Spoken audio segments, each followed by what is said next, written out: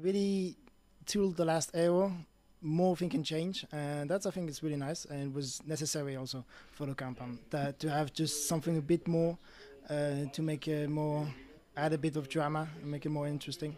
And yeah, also in the recurve, seen some upset. USA in the women's team beating Korea in a shoot off. That not something we saw every Yeah, day. that's a big thing. Yeah. Just let me stop you there. You're making some really good points. We had Alan Convey saying no sound. We still have the issue, Alan. Yeah. Oh no. Okay. Now it's good. Just heard back from him. So I suppose it's all good, Alan. Thanks for for letting us know. Hopefully you heard Felix's point about the 11. So just before we continue, I take the opportunity to tell everyone who's joining us as we get ready to start all the action in Antalya, Turkey. This is a watch along. Here on the left-hand side of your screen, hopefully I pointed it correctly. On the left-hand side of your screen, you have a QR code that will take you to Archery Plus, and that's where you can watch all the competition, where you can see all the images and follow all the action. And the purpose of this broadcast that we're doing here is that we're gonna watch along with you. It's kind of just this very chill atmosphere. If you're used to the main World Archery feed on Archery Plus, that's kind of a more formal, there is this more scripted way to how it goes. While here on the watch along, it's kind of like as if you were sitting with all of us on the sofa, we're watching the competition and just having a laugh and hopefully saying a couple of interesting stuff as well along the way. So the idea is that you would have two screens, one with us, one with the main feed. Drop the sound there on the main feed. You have Karen Bashir and Jeff Vandenberg, but yeah, they talk too much and listen to us instead. So, okay, going back to the 11, there's something I saw that really caught my attention, which is how few shoot-offs we had prior to this. Yeah. So, for example, the compound man, in all the matches up until the final fours, the semifinals that we're going to watch now, we had only one shoot-off. Okay. And in the previous stage in Shanghai, in the same phases of the competition, we had 5 shoot-offs. Okay. So also just to make the point, it was really interesting. I don't know if you saw on World Archery's social media the targets of Mike Schlosser and Matthias Fullerton when they you saw? Yeah. So like Matthias, he was way more consistent within the 10, but he had more 10s and less X's or less 11s. Yeah. And Mike, he dropped quite a lot of 9s. Yeah, 2-9 or something. But he shot so many X's. Yeah. And then Mike won. Yeah. And I think also for the qualification for the recurve, the X's, the only point was to split the tie if you have the same score. Now we can see the first two, I think it was Marcos Dalmeida and Kim Woo-jin, just 1 point difference, but it's just 1 X. So you don't have that much tie and that much shoot off for the quali. But now also for the recurve, before it was sort of nice to shoot an X, but there was nothing happening, and now there's really something for it. So if you shoot a 10, it's nice, but if you shoot an X, it's it really can nice, make a difference. Yeah, just I'll also bring up a couple of comments. Shashikant Jadhav, hopefully I pronounced that correctly. Any Indian participants here? Unfortunately, no. So on the right hand side of your screen, you have the lineup for today, and I take the opportunity to bring that up. So we have in the first semifinal of the compound women, we have Korean Han Sung-yeon against Mariana Bernal, who makes her second appearance in the final fours in this season. So amazing breakthrough season for her. Also another veteran, Alexis Ruiz, in the other semifinal up against Andrea Becerra from Mexico. And then in the men's, we have Michele Godano from Italy against Nicolas Girard from France, Nick Capers from the United States, and Emirkan Haney from Turkey. So unfortunately, no Indians. Last time out, we had Indians really with a very impressive outing in the both compound and recurve in Shanghai. So yeah, sadly for you, but stick there because we're going to have some amazing action. And Shiva Gaming, what do you play, Shiva? Are we going to see some shooting here or only talks? Well, only talks, and but that's not only because it's Felix. So yeah, you should stick around because he's got a lot of interesting things to say. And I'm going to be plotting and feeding the graphics that you see on your screen. So once again, explaining what this is all about. This is like we're going to watch together. You should scan the QR code here on the left-hand side of your screen, go to Archery Plus, and there you can watch the whole competition and follow it with us while we have just a nice chat and as we go through everything. And talking about that, we have now the finalists, the final fours coming into the venue, all lined up. This is a new feature for this season. We didn't have this before. Kind of all of them coming out, being duly introduced before we start. And it seems like it's another typical day in Antalya, Turkey. Very sunny, very hot. And you were there just a couple of weeks ago, right? Yeah, I was there in May. It was less hot, just 25 degrees. Not that much wind, which is usually not the case in Antalya. So that was really perfect weather to shoot. I think this time it's more like 30 degrees. So it's a bit warmer. And I was also there for the World Cup last year. There was just super warm.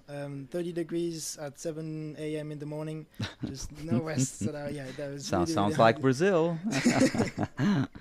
And yeah, up to 38 degrees in the afternoon. But yeah, it was also just a bit hard to go and practice when you can be in the hotel and chill a bit. But it's Antalya. It's really nice. It's a really nice place to shoot, and there's so many competitions there. So basically every year you can go to shoot a European Grand Prix or a World Cup or stuff like that. It's nice. It's a really nice place. Yeah, no, it's an amazing venue. I'm gonna make a random comment here, but I love the grass on the field. It's so amazing to walk on it. So it's very pleasant. Yeah. So for people who haven't been to Antalya, Antalya is kind of like almost a capital in the world circuit. I might be wrong. I wonder, maybe in the 21 season, it was the only season where we didn't have a World Cup stage in Antalya. Okay. But every other year we did have a World Cup I mean, stage for in like Antalya. 20, 30 years there's been competition there. Yeah. And it's always at the same place, which is very nice also for us because we know what to expect. It's always the same. We go there, the hotel are nice. There's one hotel which is right behind the shooting field. So you can go there, it's a 2-minute walk. And now we're starting. Korea starting. Oh yeah, Han Sung-young from Korea. You have there the target on your screen. She's about to shoot her very first arrow. Very stable. And it's a 10 or a 9. I'm calling that a 9. Yeah, Let's see. Subject to confirmation. And Mariana with her first arrows. Ooh. X, 11 actually, yeah. It's gonna need a bit of use to say 11 instead of X. Yeah, talk about that. Han Sung-young. Maybe she has adjusted her sight. And I think that's a 9. Yeah. Now that just looks more a bit clearly. of yellow, yeah. Yeah. But still a bit to the left. And bow moving a bit, and yeah. Ooh, yeah, we could see her body moving. I wonder whether that's the wind. Clearly some instructions coming from coach. Usually also in the final venue, it's right next to the beach. And then on the 9 for An Sing-yoon. So usually there's always a bit of wind, but I think today is not that bad compared to the other time. Yeah, and in the morning as well. And 10, maybe an 11? Yeah, I think that's a 10. But man, so many 3 arrows that need confirmation here. And really the 11 adds a completely different layer to all of it. But just going back to your point, like also giving it some context to the people who are watching and who haven't been in Antalya, the field is not far from where the finals are happening, where all the qualifications, the practice, and the early rounds where they happen. It's not far. It's fairly close to the ocean. But this finals venue, and when we have the drone shot, you're going to see that it's literally on the beach. Yeah, on the beach. And it can be really windy. And from my own experience, having been there several times and shooting on this venue, actually, this looks as good as it can get over there. Yeah. So it's always windy. Yeah, There's never, even on the practice field, the shooting field, there's always a little bit, and because the tall building also right next to it, sometimes it's same as a stadium, and the wind can turn a bit. Yeah. So if you're shooting on the right or the left side of the field, it can change a bit. But you need to be aware that if you're going to Antalya, it's going to be windy. That's, that's sure. Yeah. Now, 30 to 27. Yeah, I'm waiting to get confirmation here on the official scoring system, but yeah, I guess none of the arrows touched the line, so we have 27 to 30. It's nice to shoot a 30 when you drop a 9, no? Yes, that's a nice thing. Cool, yeah. And also in the scoring one, you can shoot a 60 with a 5. So that's also a bit weird to say, but it's kind of nice. Yeah. Okay, Han Sung-young already trailing by 3. This would be wonderful shot. The side was not moving at all. In the 11, that was perfect. Yeah, it did look good. Indeed, timing was good. Yes. And, well, 3 points would be a terrible deficit. That's the thing also with the 11. You can have a huge gap and then close it much faster than before. Mostly for the compound, where it was also just like, ooh. But the Korean dropping an 8. All arrows drifting to the left so far in this match. Clearly the direction of the wind. Yeah, you can see in the background the tree are moving a bit.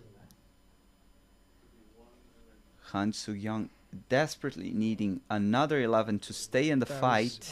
Too low also. 9 isn't as bad as an 8, but won't do the job. No.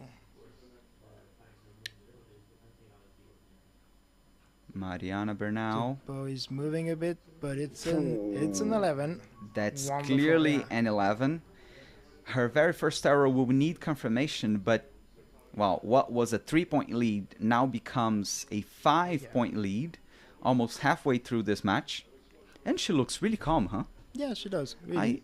Let me look up how old she is, because she's really young, and I think this is... I was wondering also. That's her second or first year in the senior Mexican team, and she's doing really well. In the final in Florida, no? She was. So she's 22. Okay. Mariana Bernal, so young, but she looks so composed, like she's done this several times in the past. Really, yes. The Korean also, Han Sung-young, she looks very composed, but you cannot really tell with Korean quite often. That's how. Right. Yeah. Also, I think how they're really good is that they can really have a poker face all through the match. And, now, what I'm getting here is that Mariana's first arrow was actually a 10. So let me correct that. I think you even have 60 to 55. Yes, let me correct that. So it should be 60 to 55, yeah. But it's impressive that in just 2 ends, then suddenly you have a 5-point gap. Yeah, that's crazy. In compound, some big swings. Yeah. Han Sung-young, staying concentrated, gets the word from the judge. She'll be shooting first, like she has done in the previous 2 ends in this match. And oh boy, she needs to shoot an 11 to start things with in this end. Definitely, put the pressure on. Yeah. Beginning of the third end, Han Sung-young from Korea will be shooting first. As she gets the 1 beep telling her she's good to go.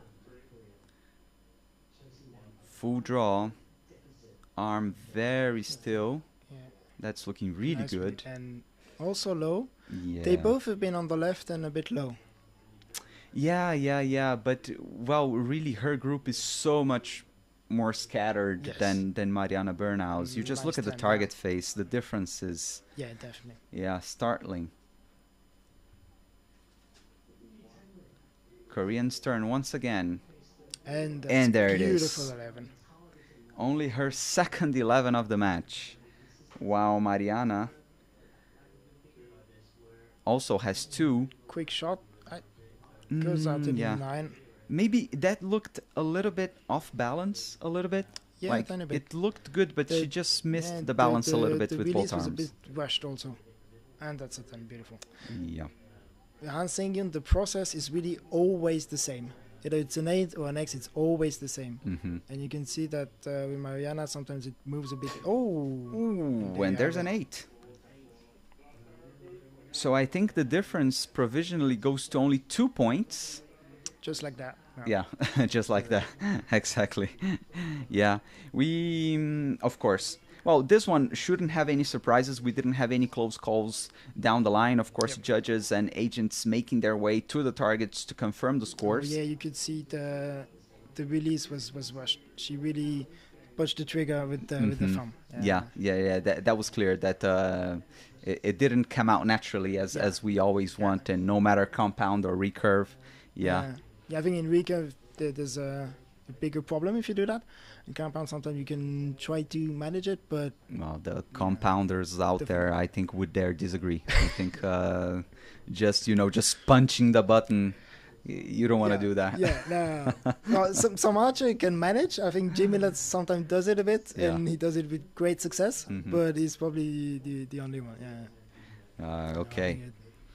Well, good. We have confirmation of the scores. Provisional lead. Actually, no. Official 2-point lead for Mariana Bernal from Mexico.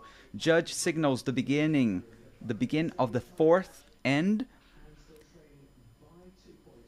Han Sung-young from Korea is running out of time and running out of arrows. Needless to say, she needs an 11 to start matters here in this fourth end. Full draw. Long 11. There Perfect. it is. I liked the bow arm. Yeah. How it really was nicely directed with that arrow. It might be a bit of a cliche, but I feel like the Korean compound, mostly the women, sort of, you can see that it's Korea, and they sort of, I wouldn't say shoot like a recurve, but it's always the same process, and there's been a lot of thought behind it, and it's really clean and always the same, and you can see the direction, and that's really something that you can see it's Korea. Talking 2-9 now. 2 9s from Mariana Bernal, and she sees her lead disappear. Now the tables have turned. 1 point lead for Han Sung-yoon. Some Bo Kwon Do there in the end, like Karen Bashir likes to call it. This throwing off the arm at the end, just trying to save. Mariana Bernal can even have a 1-point lead. She narrowly misses on being back in the front. Now they're tied. They're tied, just going like into the very last end. As we wait for confirmation once again, I want to take the opportunity of this little break in between ends just to come back on a point that you said about the Koreans having this very consistent way of shooting that even reminds the recurve. Yes. And so I'm pretty sure that all Koreans that shoot compound, they came from recurve shooting. Yes. And from a lot of recurve shooting. So probably, there is a guy in the Korean men's team that I did train with him when I was there in Daejeon in Korea. I was there for six months, and he was a recurve archer in the university team that I was training with.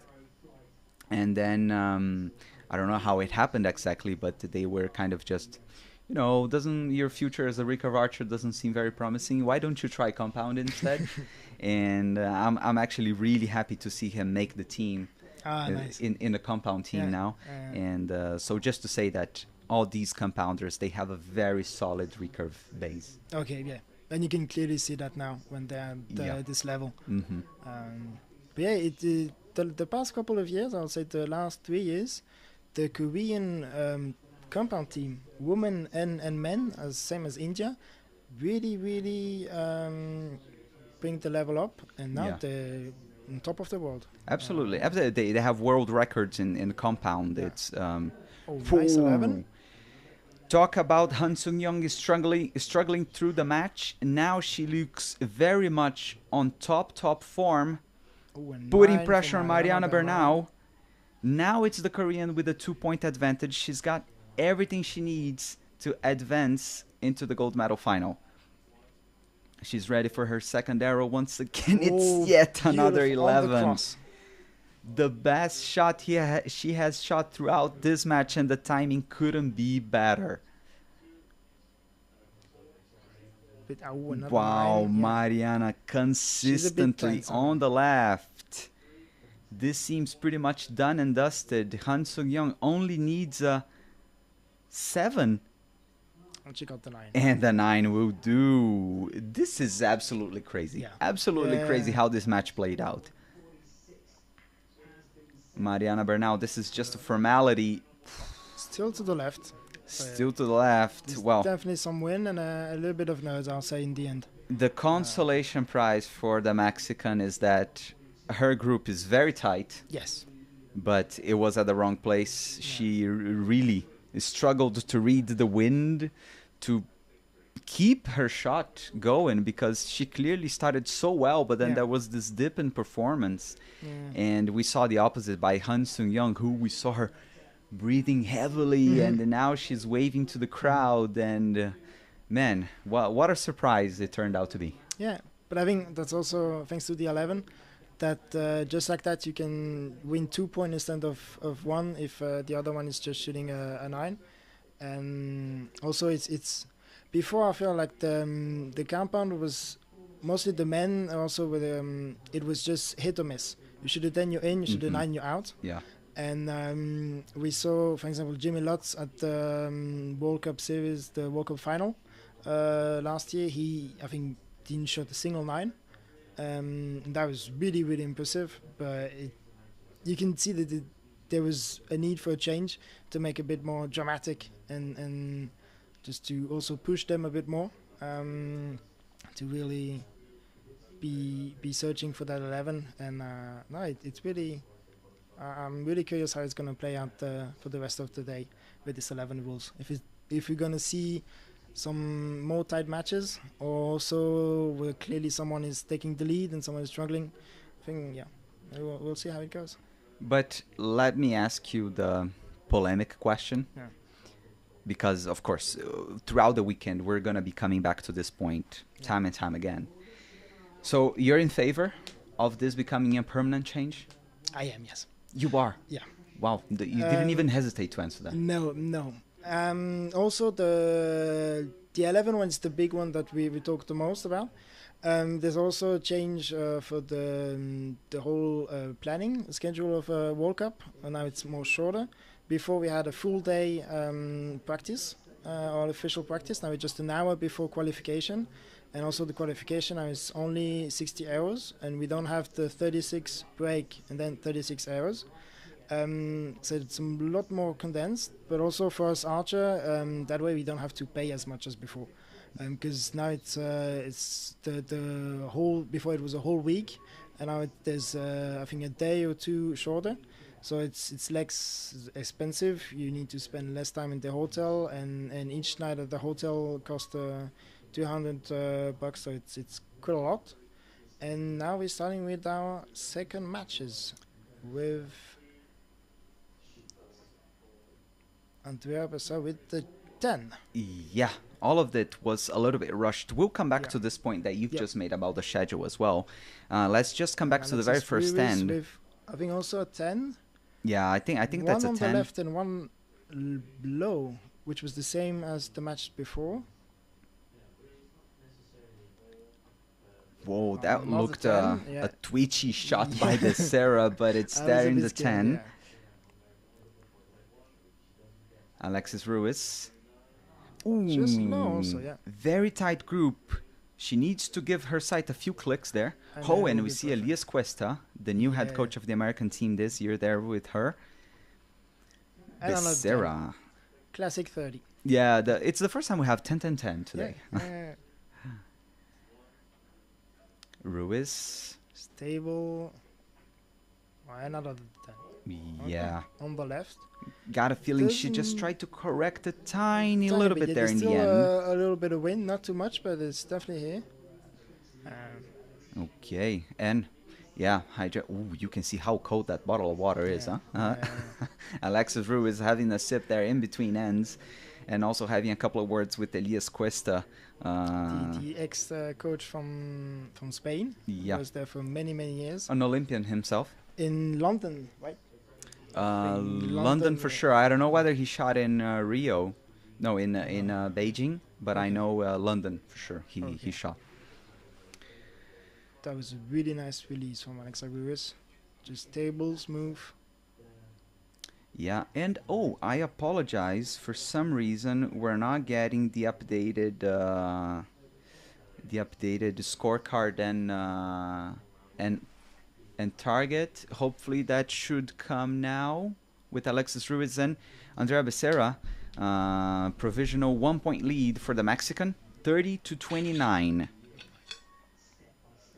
Oh my goodness, me and the graphics struggling sometimes. Hopefully.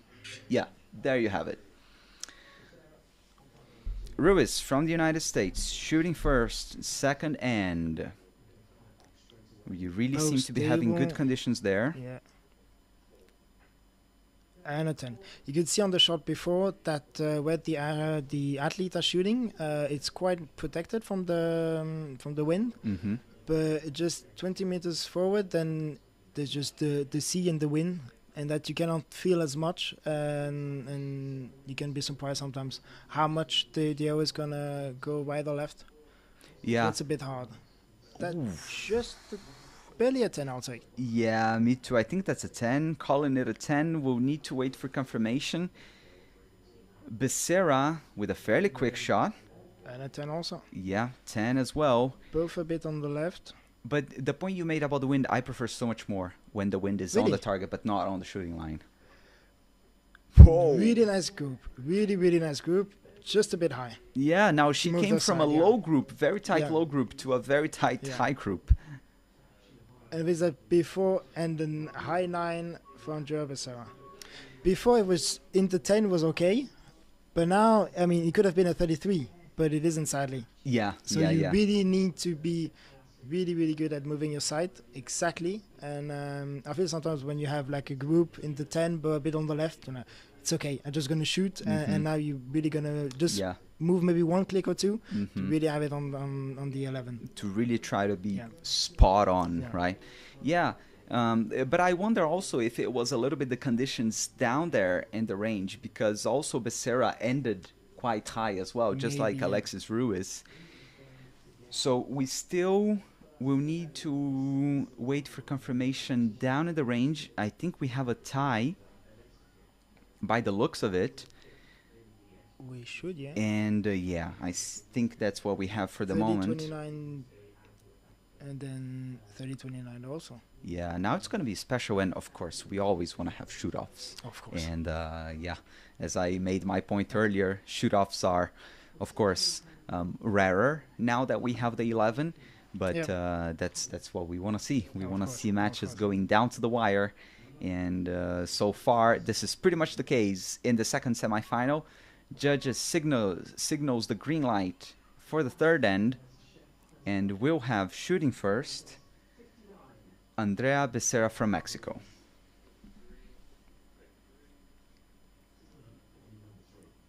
Very beautiful shot of the venue. Mexican there, full draw.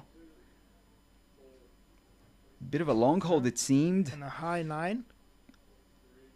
And didn't seem such a smooth shot, but regardless, she gave her sight a few clicks.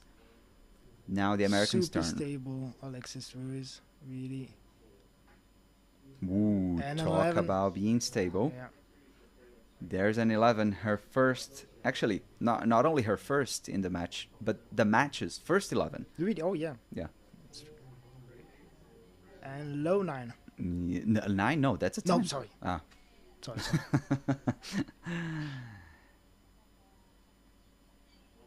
Yeah, look at the tip of the stabilizer. It doesn't move at all. She moved her side, and now she's grouping in. Now she's well dialed in. Bad news for the Mexican, but we have seen amazing and huge turnaround so far here today.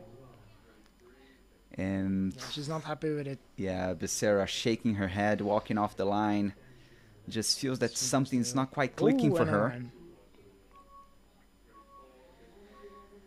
And a 9 dropped by Ruiz there in the end means that now she has a 2-point lead. It could be more. Could be more because this was clearly an opportunity given by Andrea Becerra. But so far it's looking good for the American. It is.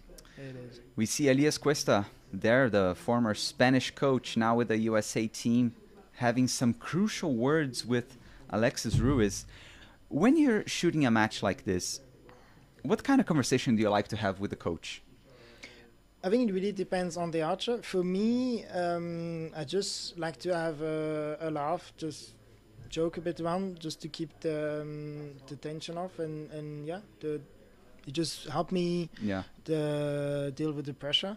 And some people, you can also see some archer that are not speaking at all, try to stay really focused for the whole duration of the match. I cannot do that. For me, I can be focused for 3 hours, even Yeah. 6. I'm struggling.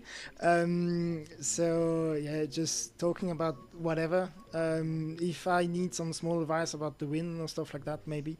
But it's really just chatting and not something in particular. Good. Talk about football, maybe. It could, That. or it could, or going to the beach after, and whatever. Oh yeah, straight from the match. Uh-huh. Maybe to celebrate. Andrea Becerra will want to Quick celebrate shot later in the today. And the statement she makes about that is that she's just shot her very first 11 of the match.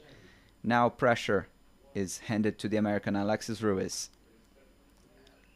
Low 10, but still a 10. Yeah, still a 10 means lead is now down to a single point. Oh, I had a feeling whether Becerra it's was a bit shaking a little bit. tense. Long Oh. hold, and it means she shoots a 9. It's not over nice yet shot. for her, but she's running out of time in this match. She's moving a bit. And a 9. Good news for the Mexican team is that Alexis Ruiz just dropped a 9, and look at the upset face she's got.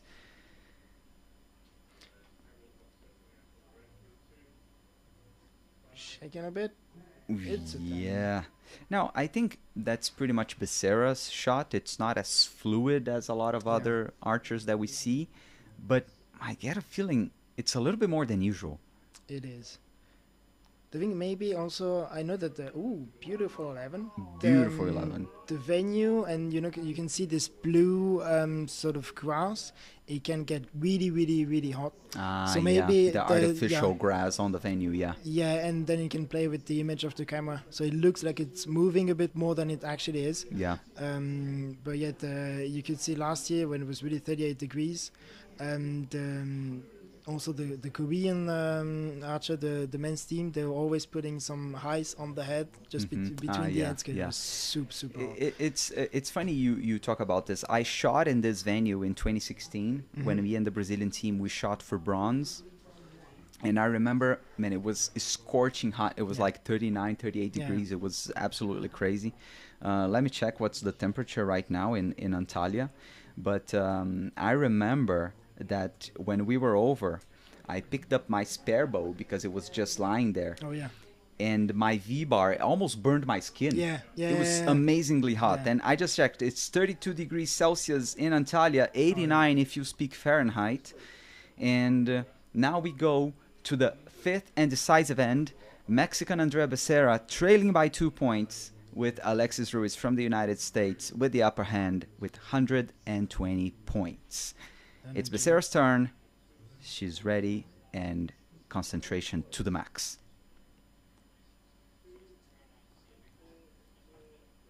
Good 9. Good 10, sorry. Yeah. I have to say, Becerra's bow is looking really good. Oh, you like her? Yeah. Yeah, The black and pink and purple. Yeah, but now as we were talking about the heat, I wonder if her black shirt and black bow, if it isn't not the Yeah. best combo I in have this. a black bow, and I have to say, also last year in the scorching heat in the sun, it gets super hot. Yeah, but maybe she's used to that because Probably, Mexico gets really hot as well. Yeah. And that was a very good 11 that the Mexican just shot. The pressure is up on Alexis Ruiz, who drops a 9, and it might have been the arrow of the match. Becerra very much back on it.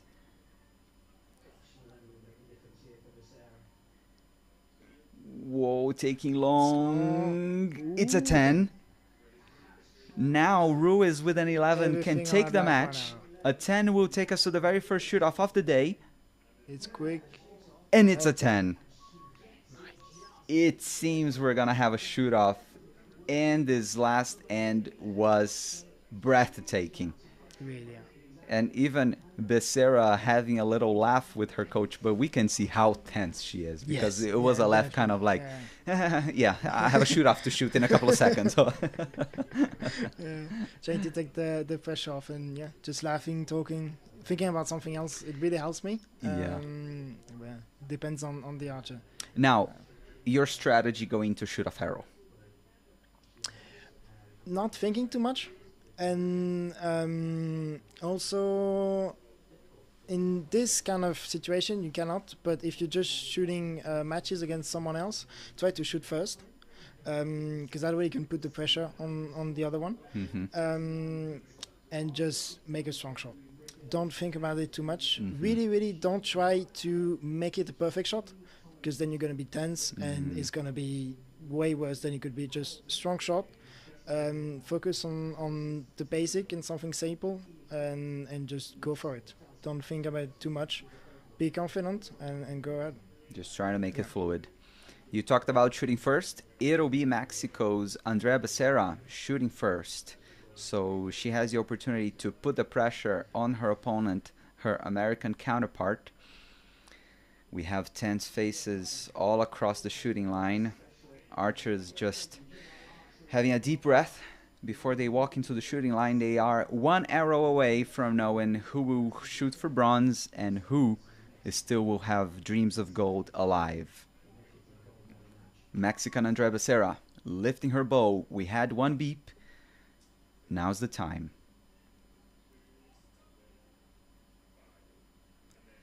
Seems a bit tense. That's a 10 right on the line. A lot of room for improvement for the American. Ruiz now at full draw. The bow is not moving at all, but the release might be a bit tense. Oh, and that was an 8. Yeah, And the first 8 of the match. Oh the worst arrow my. possible. It couldn't have been at a worse time for Alexis Ruiz. Whoa. What an arrow to finish it off. And Andrea Becerra, so relieved. Yeah, I can imagine.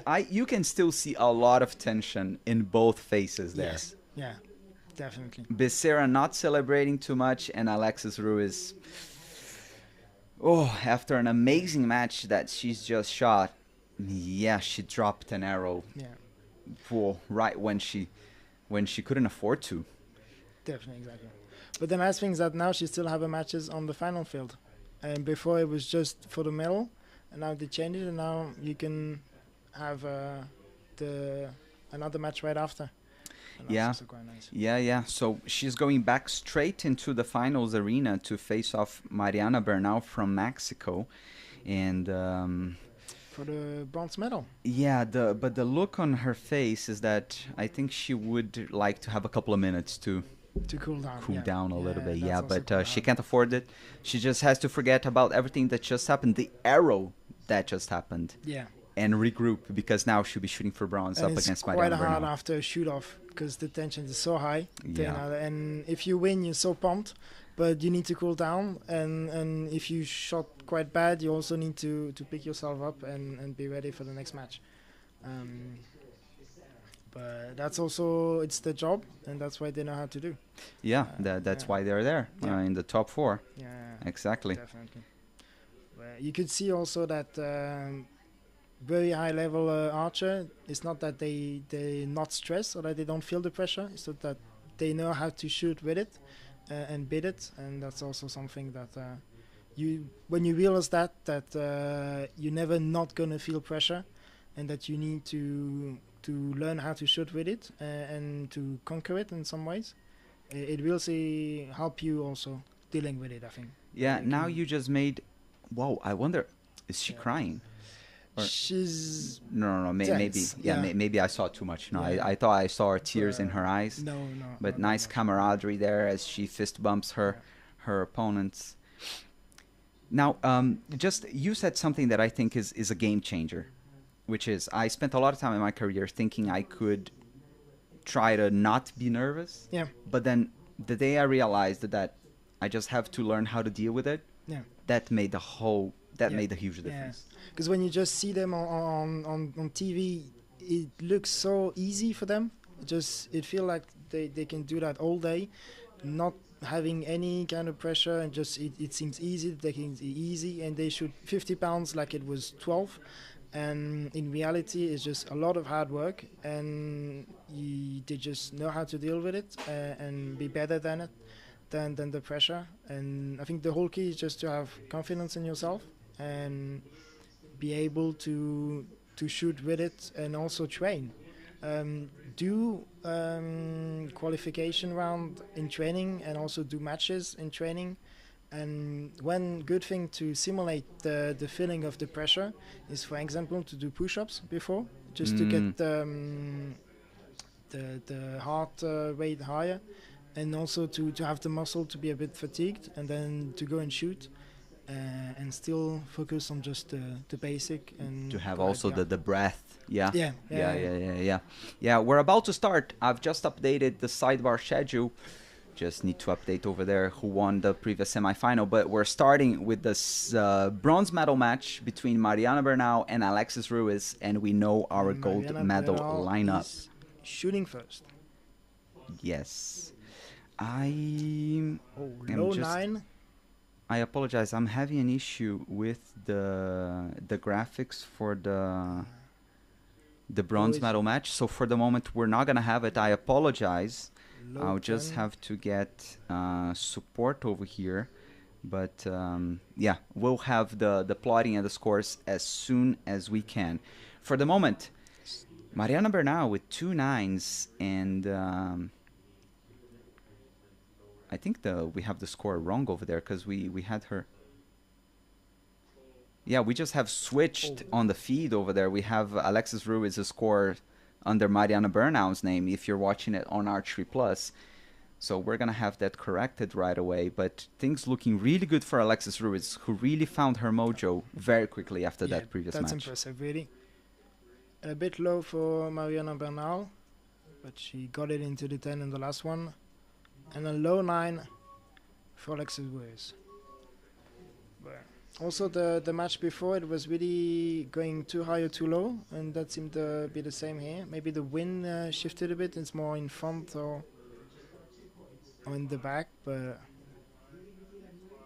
it's really impressive from Alexis Ruiz to come back like that. You can see that she was like in snap of the fingers. Motion, and just game on.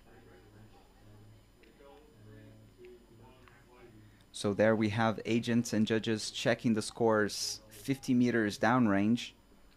I really like these shots where we can see the arrows flying, in kind of this light slow motion, not really the full super slow, but. And also when you can see how well the arrow is tuned.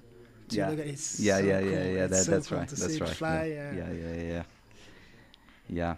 Well, once again, I apologize because I'm having an issue here with the graphic of to show you this match that we have right now between Alexis Ruiz and.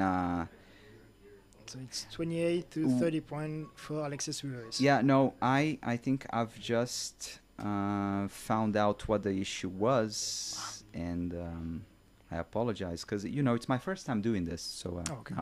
I'm kidding. So Mariana Bernal with the 4th arrow now. Stable, good shoot. Still a bit low. 10 low.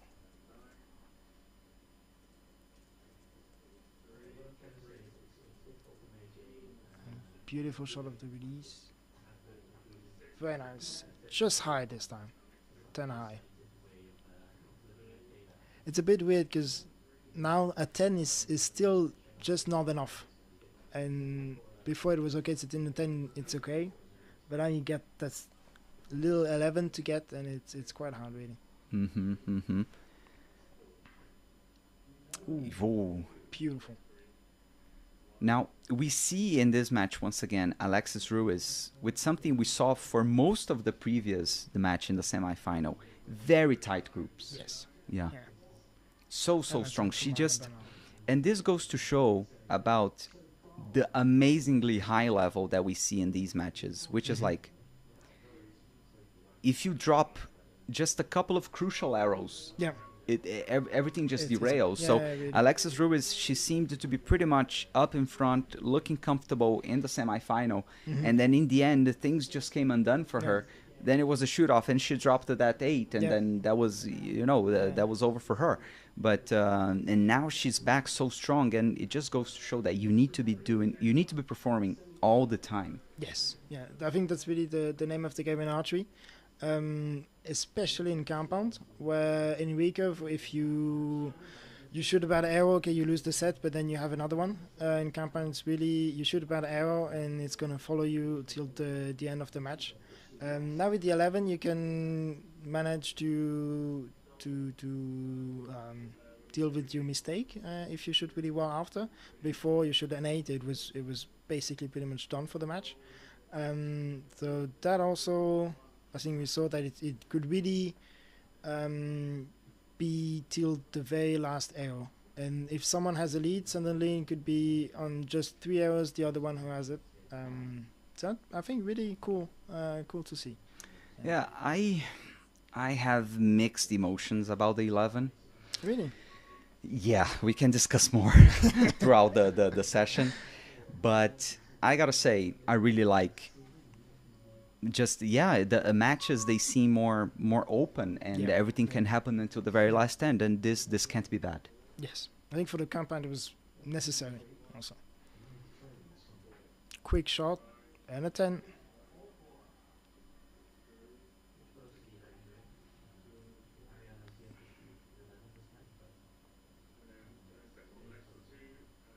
Stable, 9, still low. The mistake are quite often low. I don't know if it's the wind or maybe something in the release. Oh, it's crazy how deep the string goes in her face, right? And a low 9 also. Still 2-point advantage for Alexis Ruiz. Who's now shooting on target number 2. She was on number 1 And in the also a low semifinal. 9. Okay, now that I solved the big mistake I made in the beginning, hopefully everything is matching the official feed. And there we have it. 86 for Mariana Bernal. Whew. And Alexis Ruiz with an amazing shot, jumps back ahead. Now she's 1 point ahead. No, 3 points ahead. Mariana Bernal going into the last 2 ends. Alexis Ruiz looking, somewhat comfortable to get the bronze medal. But we were talking just a while ago about how unpredictable things are going. Yeah. But yeah, I really like the dynamic that was added into compound, because as you mentioned before, compound was really becoming this staring competition. Who blinks first. Yeah. And it's not who hits like the center of the target, is who makes less mistakes. Yes, yeah. And then when we had matches that were going 10, 10, 10, 10, 10, 10. It's super impressive, but it can be sometimes a bit long.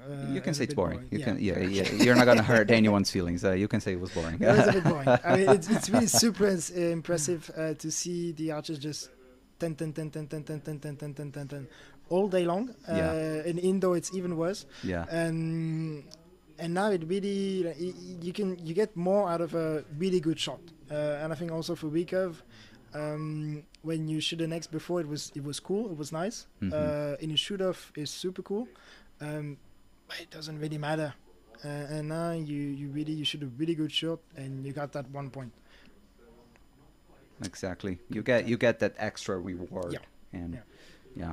Now I back to that 10 10 10 10 10 of the compound. When it's the break for the next end, I want to share a story on that. Just on the 11, I'll say. Yeah. I think that's an 11. So increasing ever more her lead on the Mexican, Alexis Ruiz with an 11. Yeah, Mariana Bernal just dropped an 11, trying to put some pressure. She is really running out of time and arrows here.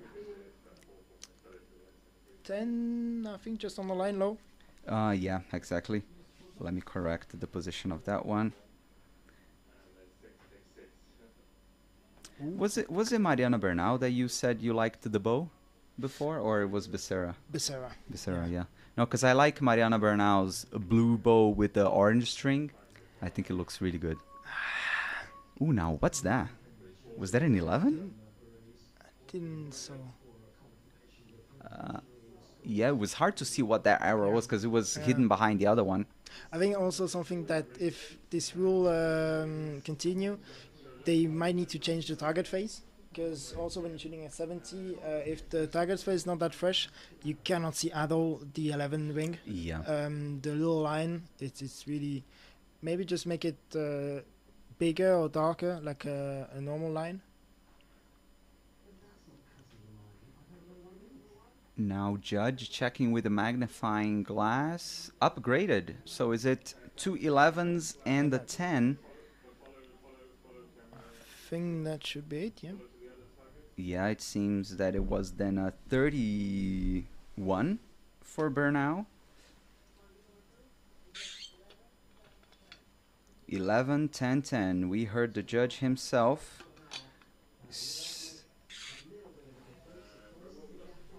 Calling the arrows by Alexis Ruiz.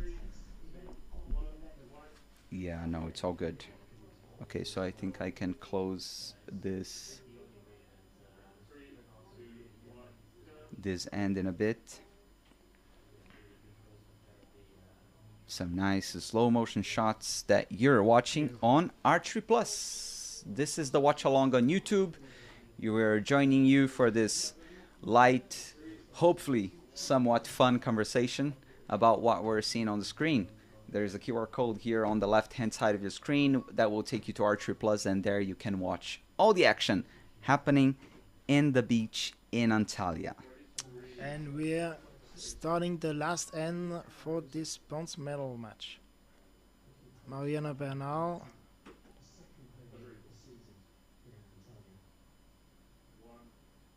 Looking relaxed, beautiful. And 11. Really nice. 11 for the Mexican. Very much needed. I wonder if it's too little, too late. And 10 for But Alexis no, Ruiz. now there's only 1 point in between them. 2 arrows to go. 130 to 129. Mariana Bernal misses the 11 by just a millimeter or two. This might prove to be critical. The detail on the side of the American Alexis Ruiz, With an 11. Beautiful. that seemed like She a found very the middle. powerful and explosive shot. That looked so good. Mariana Bernal with that deep anchor. Oh my God. That was the mistake not to. I think that's over. I think the bronze medal is coming to United States of America. And it is. And boy, Wow. it is. Really good grouping also on the last end. High five, hug between Alexis Ruiz and the American coach Elias Cuesta. Whoa, we can see the tension there, the adrenaline rush that the American had, even though her life was made so much easier by that big mistake by the Mexican there in the end. Still, she needed to get the job done. And after losing in a heartbreaking way the chance to shoot for gold, Alexis Ruiz at least will be on the podium taking bronze home. Mm-hmm. But Mexico has another archer fighting for gold now. Absolutely. Team Mexico is all smiles. But in any way, as we mentioned before, Mariana Bernal can't be sad about her season because she got bronze in Florida and now fourth in Antalya. She's looking really good in terms of points to make it to the final stage. So that could be nice. for sure, she's got plenty of reasons to be in happy. Korea this year? China. Oh, okay. Nanjing, China in October. Nice.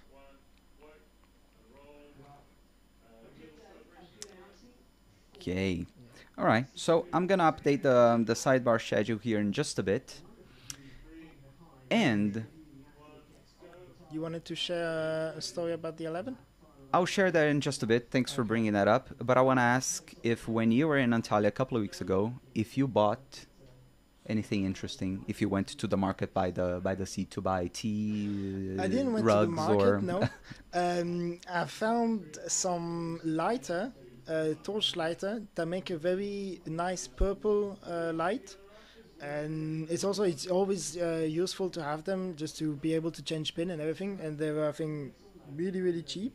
And I got a lot of them just to put them in my suitcase. And I hope that at the airport they don't pick them up and steal them. But I didn't went to the market. No, I went last year and it was nice, but I didn't bought anything.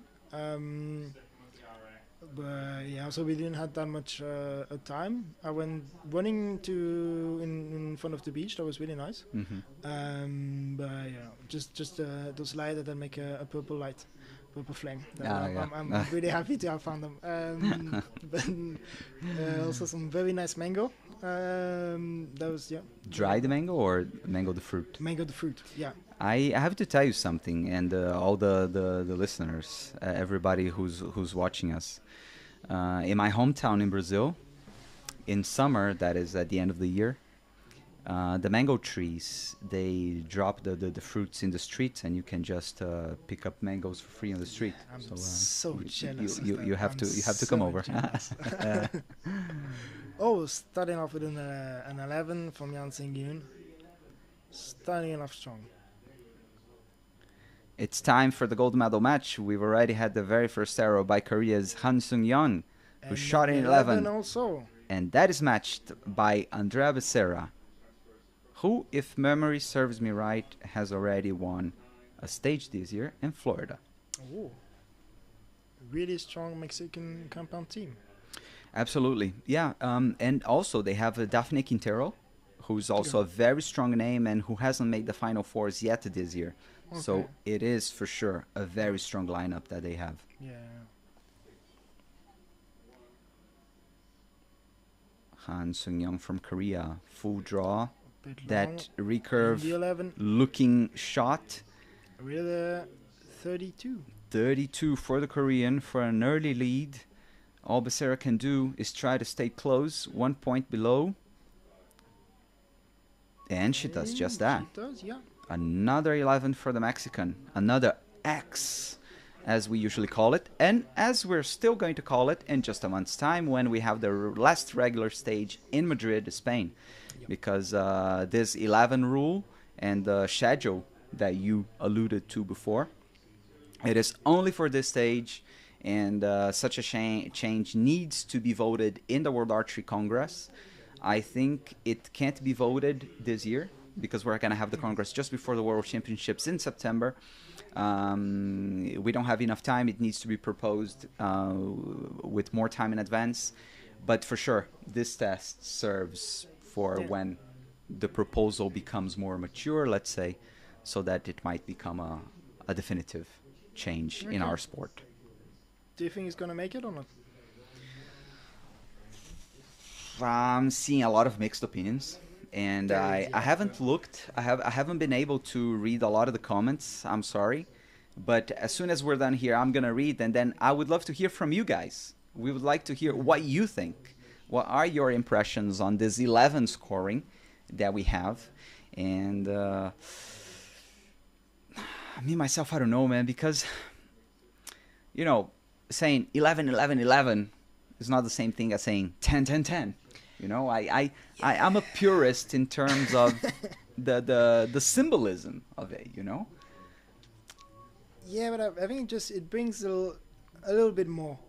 It makes it more interesting. There's more drama when you watch, mostly for the compound. Yeah. And also now for the recurve, the level is so high that sometimes it's also a bit of a hit or miss. Becerra with her first arrow in the second end shoots a 10. Near the line with the 9 wasn't her best shot. Korean Han has the opportunity to make her lead even bigger. Taking long for her standards. Still in the 10. Not 11, but... No, there was a 9, no? You think so? Maybe that was a... With the shade, I couldn't see really well. Yeah, no, it was a 9 with Becerra my bad. back in the 11. Thanks God it's not you plotting, huh? Because, whoa, that looked really good. Timing was good. We even see the nod of approval by the coach there, kind of like, girl, you got that right. Bit shaky, but it's in. What a group by Becerra. Another 11. Now, all the Korean can do is be level with the Mexican. Ooh, some bow quando there. It was enough to put it in the 10. So that's what I like with the 11. Just like that, the match reaches. Yeah, I totally agree with you. Like, I think it has made everything so much more dynamic. For sure, it's made it more exciting. I would say that my wish is, if we decide that we're gonna have the 11, we should make all the zones one smaller. You know, like 1 becomes a miss, 2 becomes a 1, 3 becomes 2. Okay. 9 will become 8, 10 will become 9, and 11 will become 10. That could work, yeah. Yeah, what I sort want... of a compromise between the purist and the where we're doing is we're just shrinking the target one way. by a zone. Yeah. Because I really don't like 11. I don't mind. I had some complaint that they were like, oh yeah, but the math is going to be more complete. That it's just like, you can count to 10, you can count to 11. Like, No. That's because you're a smart guy and you get the maths right. But there are a lot of people who get it very wrong around there. Yeah, I mean, for sure it's going to need some use to it. But or maybe you're not that smart and you just use the calculator in the phone. Usually I manage to not have to count the score. That's what they mean. So you're not the one with the score sheet. No, I'm the one flipping the numbers and picking the arrow off. Okay, 11's all across. And a 10 for Yang Yun now. Yeah. Not a bad arrow, but as we're talking about the 11, still, she dropped 1 point with that one. Becerra follows suit. 11-10 for both archers so far in this third end. Han Sung-young from Korea at full draw. We see the detail of her hand on the release. That one is just out, I would say. So 11-10-10 from the Korean with Becerra and the bow that Felix liked so much, black with purple cable guards and string. I mean, would you say that's a 10? Maybe 11. But she also matches the arrow to the bow. Imagine that. A lot of people do that. Yeah. A lot of people do. Yeah, I know. Her and I think her release is also purple. Yeah, and even the nails, I think. Yeah. Yeah, there's some thought behind it. Yeah, that's a nice set. Yeah. Now, let me tell the story that I said I would tell before, and well, that's a very nice detail of the cam of her bow working there. I was commentating the World Cup final in 23. We were doing it from the studio in Scotland, and the final was overnight in Mexico. So in the local time where I was in Scotland, sessions were from midnight until 2 a.m. and then 4 a.m. to 6 a.m. Okay. So it was already 5-something a.m. I hadn't slept for nearly 24 hours. Commentating Compound Men, and then I think it was the gold medal final. It was like that. 10, 10, 10, 10. I was almost falling asleep, man. I was really struggling to follow because I was like, man, it's just a 10, 10, 10, 10, 10. Yeah. The last 9. Ooh. Yeah. Whoa. But I mean, it's super impressive, really. But it doesn't make it interesting to follow. And you just look at the score in the end and like, oh, maybe they make a shoot off or not. No, I gotta say this added a dynamic that I really enjoyed. Beginning of the fourth end, drop to 9. Han Sung-young with a good arrow in terms of high-low, but missing it, dropping 2 points, shooting a 9 on the right. Andrea Becerra from Mexico, now at full draw, and what a shot that is. That was nearly on the bullseye.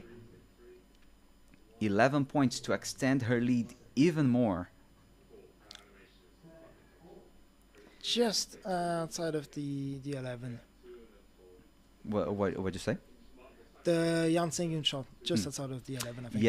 Yeah. And still in the 10, with a little bit of a kick with the release, but I think they called it a 10 in on the range. So I'm marking this as a 10, but we'll need confirmation. And a 10. And a very explosive third arrow from Han Sung-yeon. Nod of approval by the coach. Becerra's last arrow. 11. She's on fire. Yeah, She's on fire. And I think she might be on her way to her second stage win this year. And she's got a smile on her face that tells it all. She's got a smile that says, I'm on top of it. Yeah, I got this. Like the ball is doing what I wanted to do. And but you were right. I think that's shooting style too. Just it looks like she's a bit tense, and that the bow is moving a bit too much. But then it's 11, 11, 10. I'm like, okay, she got that. Yeah. Waiting for the confirmation on what arrow that was. It was Becerra's second arrow. That maybe was a 9 or was a 10. I think it was downgraded to a 9, it seems. So just let me correct that.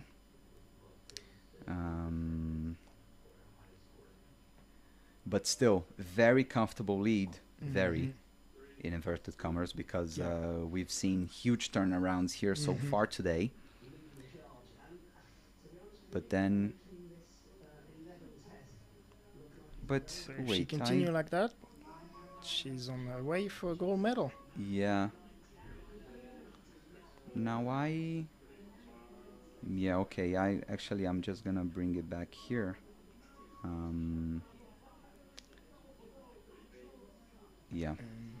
Okay. Jan Sing to start. Yeah, I just apologize for a little hiccup with the scoring here. But then there you go. Very last 3 arrows to decide who has the title of champion in the compound women in the third stage of the Archery World Cup in Antalya. Han Sung-yeon starting with the 10 to the left. Felix. Quick shot in the 10 was nice. But it's not enough. I think it can be... Wow. Talk about not being enough because she needed to shoot an 11. Yeah. I think it might be a bit frustrating for the archers to shoot a 10. It's like, it's good, but that's not enough. There you go. The game changed. Same spot. The game changed. It's a very nice tight group. Way too much to the left for the liking of the Korean.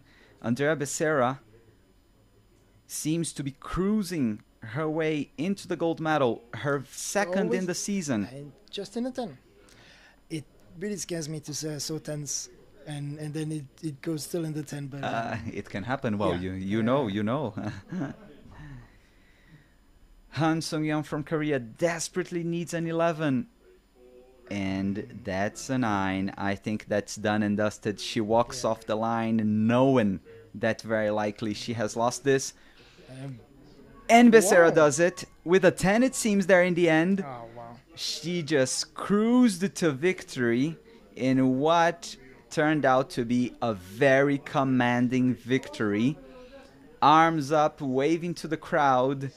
For sure she won this one. We're just waiting to see by how much, as she shakes hands with the Korean coach, her Korean opponent, Han Sung-yeon, who did an amazing job to get silver.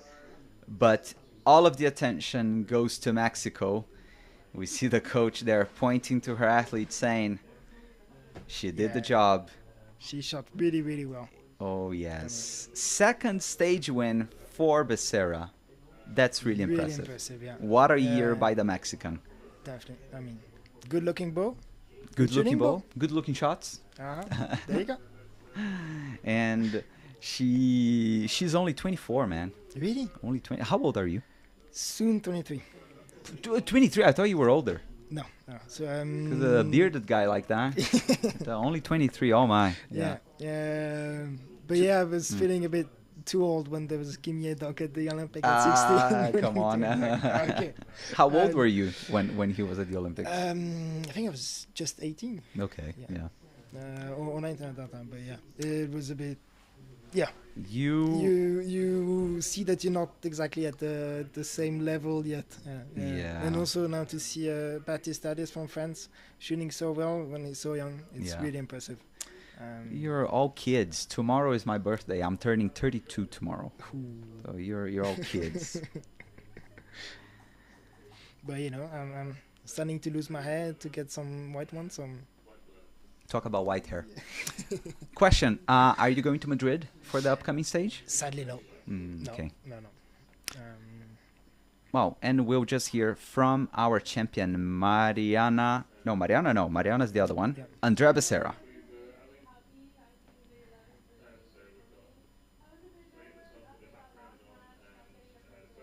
Yeah, she's saying that the 11 really helped her, and that she was a bit nervous. But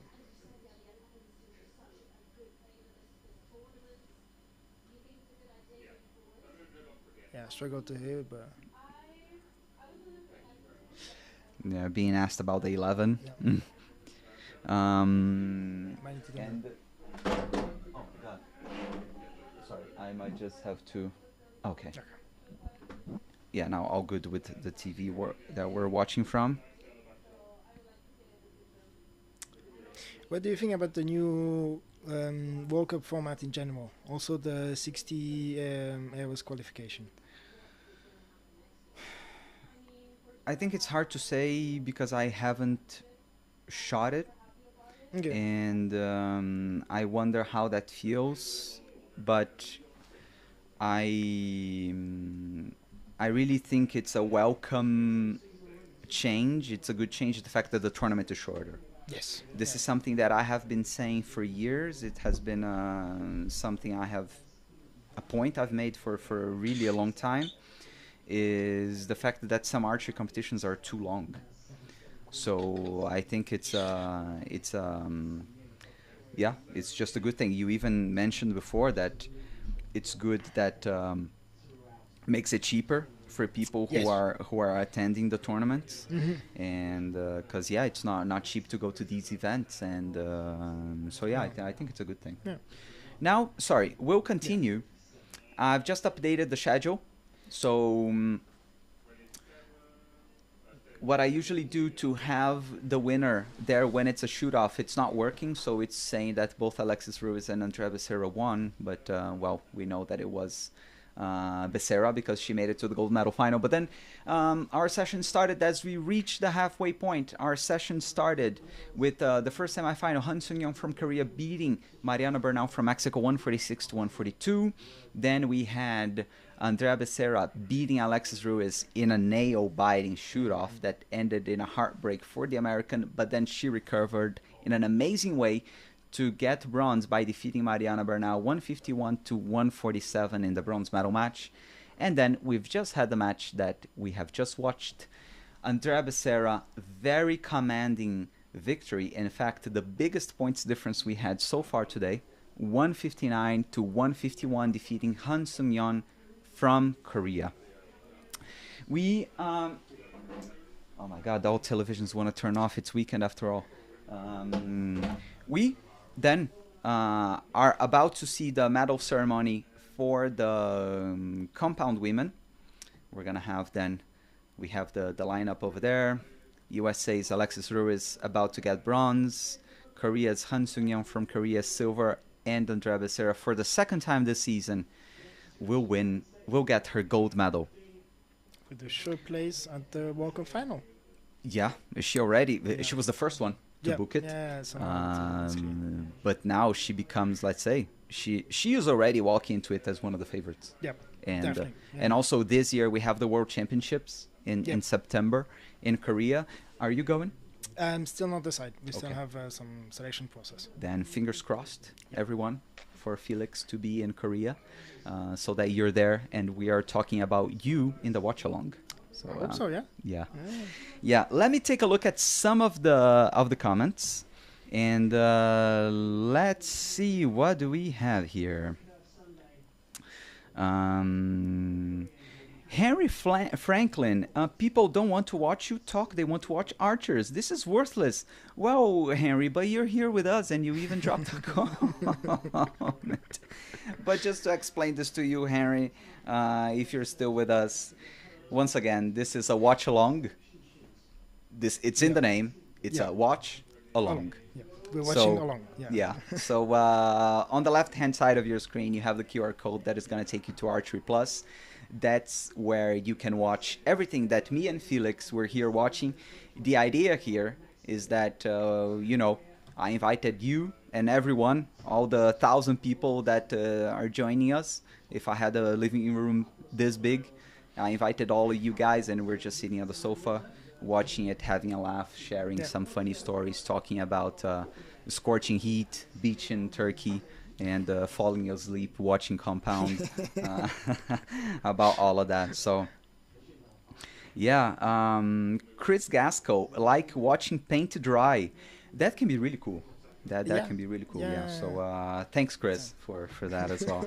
But then we have Pilgrim cheering for Mariana and some Mexican flags, and so bad that it didn't quite go this way, Pilgrim. But let me tell you something. We're just seeing Mariana Becerra with watery eyes as they see the Mexican flag going up and she hears the national anthem of her nation be played. Emotions running high over there for the Mexican, who we think, like, all we can judge is from the what we saw, but she seemed so tense, and then now have all of that come down and she gets the big prize. It must be an amazing feeling. Yeah, I mean, also if you lose, it's just like the pressure is off finally, and also a nice feeling just when you have that much pressure and then it's finally it ends and then you can just relax. That's also nice. But I mean, for Mariana Bernal, she's just getting started and already at that level. So I mean, she has a bright future. That for sure. Yeah. Absolutely, and I gotta say, I think it's one of the best feelings I've ever had in my life is when you're going into a finals day. Yeah. There is that you're tense. You're thinking about the match even from the night before. And then when you get there and you get the job done, and then when it's over, like when you leave the venue and all, it just feels so good. Yeah. Like, because I prepared. It was hard, and I did it. So, I just job done. Yeah, exactly. Just, man, we have a very special comment here from David Chalmers. A huge hello to David, who saved the day today. I'm just gonna say that. But David, who are the archers who you think can really take advantage of the 11 ring? To be honest, it's just the one that shoot the best. I had a lot of bad thing about the 11, but the game is still the same. You shoot good, you shoot in the middle, you get more points. So archery didn't change that much. It's just the one that shoot better win. And that's the whole point, and still will be in the future. So I don't think that there's really one archer that has a huge advantage. It's just that he's better. That's it. I mean, the one that are the more consistent, the more precise, get the more arrow in the center, and they win. Yeah, what I heard some people say was that, for example, the Turkish team was really pushing for this change because they are pretty much data people. The Turkish team, their data suggested that Mete shoots more 11s, more X's than other archers, so he could have an advantage. Yeah. So, it's a very thin line, but maybe now you can reward the archers that can have amazingly good shots, but also, on the other hand, also drop a few arrows further from the center of the target. So the average very good archer that shoots a lot of 10s but not dead center, maybe they have a little to lose to that. Maybe, but it's but very fine margins. It's still good. I mean, and also, I mean, if it's more advantage for Mete, he was already Olympic, world and European champion before that rule. So he was already super good. And I think probably in the team matches for recurve, that's where we're gonna see the biggest upset, because you can have one that really, really, really good, and that could shoot the 11 and the 11 and the 11, and maybe now if you have the third archer that's not that good and who could only sometimes shoot 10, then it can make a team that has one archer who's super good and a third one who's not that good more competitive. But I think it's still, in the other team, if you have three people that shoot super good, you still shoot super good. I mean, you can still see that the Korean are leading in recurve, and I mean, not gonna have a massive shakeup. No, right? no. Yeah, Still the same sport. Really. Yeah. But actually, there are ramifications that maybe we can't even see yet. And so you touched on, for example, the team competition. Yeah, it can have some very subtle changes to the whole dynamic of the sport. And I'm also, because we're already having this experience here today with the compound, and I think compound was the division that really needed this change. Yes, of course. But I'm also really curious to see how it's going to play out tomorrow with the recurve. Yeah. I'm also very, very curious about that. With the very high level week of where with the also before we could see the Kim Woo-jin just shooting 10, 10, 10, 10, 10, 10, 10, 10, 10 and then 6-0, and maybe at some point if you have an archer who's not always in the 10 but can shoot X's and sometimes the 9, he can still be more competitive. But I wonder if that's the case, for example, judging from my former teammate Marcus D'Almeida, he led the qualification round in Antalya, and he was some points clear of Kim Woo-jin, who you just mentioned. Just one, just only 1 point? Yep. Oh, really? Yeah. Oh, my. Okay. Anyway, I would dare say that the difference between them before was bigger. Yes. And maybe with the 11, because I remember my memories from training with D'Almeida, he shoots a lot of 11s, a lot of X's. And maybe this came to his favor. Yeah, maybe it was a good thing for him. Kim Woo-jin is shooting 10 all the time. I mean, I saw him in training, it's just 10, 10, 10, 10, 10, 10, 10, 10. And he's very good at shooting 10 because that's what he needed to do. And maybe now he needs to focus a bit more and shoot 11.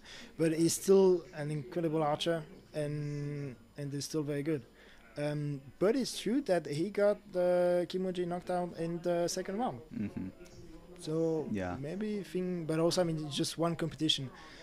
So you kind judge on just one competition. Maybe he was not having the best day. And Marcus D'Almeida, a very good one. But we'll see how it goes. But it's true that also on the men compound, we have some new faces. Absolutely. There's not Mike Schlosser here, which is he was who got him out was I have to get that real quick. It Michele Godano? I don't know if I pronounced that correctly. The Italian. He eliminated Schlosser. Yes. Well, we've just had the podium ceremony of the compound women, and right after that we had the final fours of the compound men being introduced on the venue, and now we have this behind the scenes shot. We have an all-French matchup here in the very first semifinal. Little fist bump there by Nicolas Girard from France and Michele Godano from Italy. And I've just checked, Michele Godano beat Mike Schlosser 157 to 155 in the quarterfinal. Okay. Mike Schlosser, who in turn had eliminated Matthias Fullerton from Denmark. So Matthias Fullerton, winner of the first stage in Florida. Schlosser, winner of the second stage in Shanghai. I wonder if Michele Godano will be make this one happen, the winner of this stage. French coach with Nicolas' second bow coming into the venue, and just behind them, the two Italians. Italian coach Michele Godano holding his two bows. And the Italian coach is Tiziano Oxy, who was the coach for Switzerland. For the company. Really nice guy. Yeah. That's right. Cool. I never talked a lot to him, but I had the feeling that he was indeed a very funny guy. He can look a bit intimidating. I had this impression. Yeah, he's really the sweetest guy. Really. Oh, really? Oh, he's so nice. It's always a pleasure to talk to him. There you go. So we have everything set to start the very first semifinal in the men's compound. Michele Godin from Italy, very first arrow, couldn't have been better. That's an 11 to start matters with here. Perfect.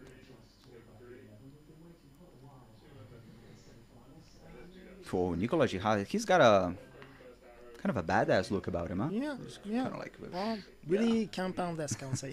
compound-esque. And both with 11s.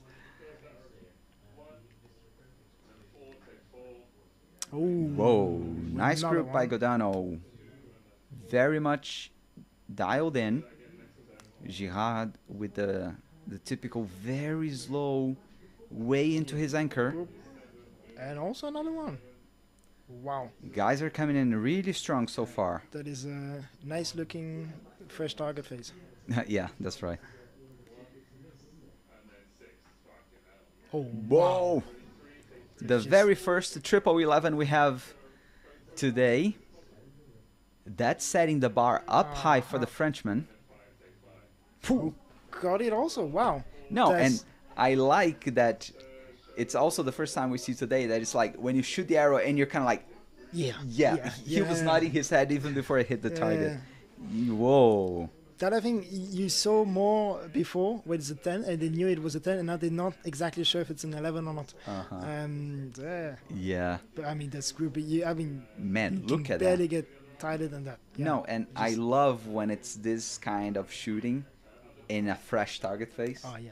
Man, it's like it's a visual pleasure. It's amazing. Perfection, Yeah. really. But okay, so, and this is the thing. After a blistering start from both of them, they both look unfazed because they know that the other one matched them. So Yeah, that's the... you got to keep it up. We were complaining that before it was just 10, 10, 10, and it's going to be 11, 11, 11. Man, but if we get to that level, Yeah, then yeah.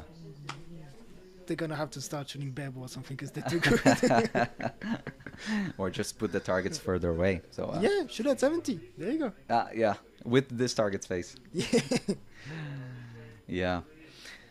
Okay then, so we have some replays being shown as we get ready for the second end. The buzzer even came off. Top speed of 280 kilometers an arrow for both of these archers. And we're gonna have the Italian Godano shooting first, once again on target number 1. Seems he has a back tension release. Ooh, and a 9. High 9. High 9 dropped by the Italian. This could be the very first opening of the match for the Frenchman Nicolas Girard. Really stable. Yeah, looking Perfect, yeah. Same place as before. so far only 11s for Nicolas. Michele Godano, we wanna try to do kind of a comeback. Got it? 11? That's exactly what he did. Back in the 11 ring. So far only 11s and 1 9 in this match.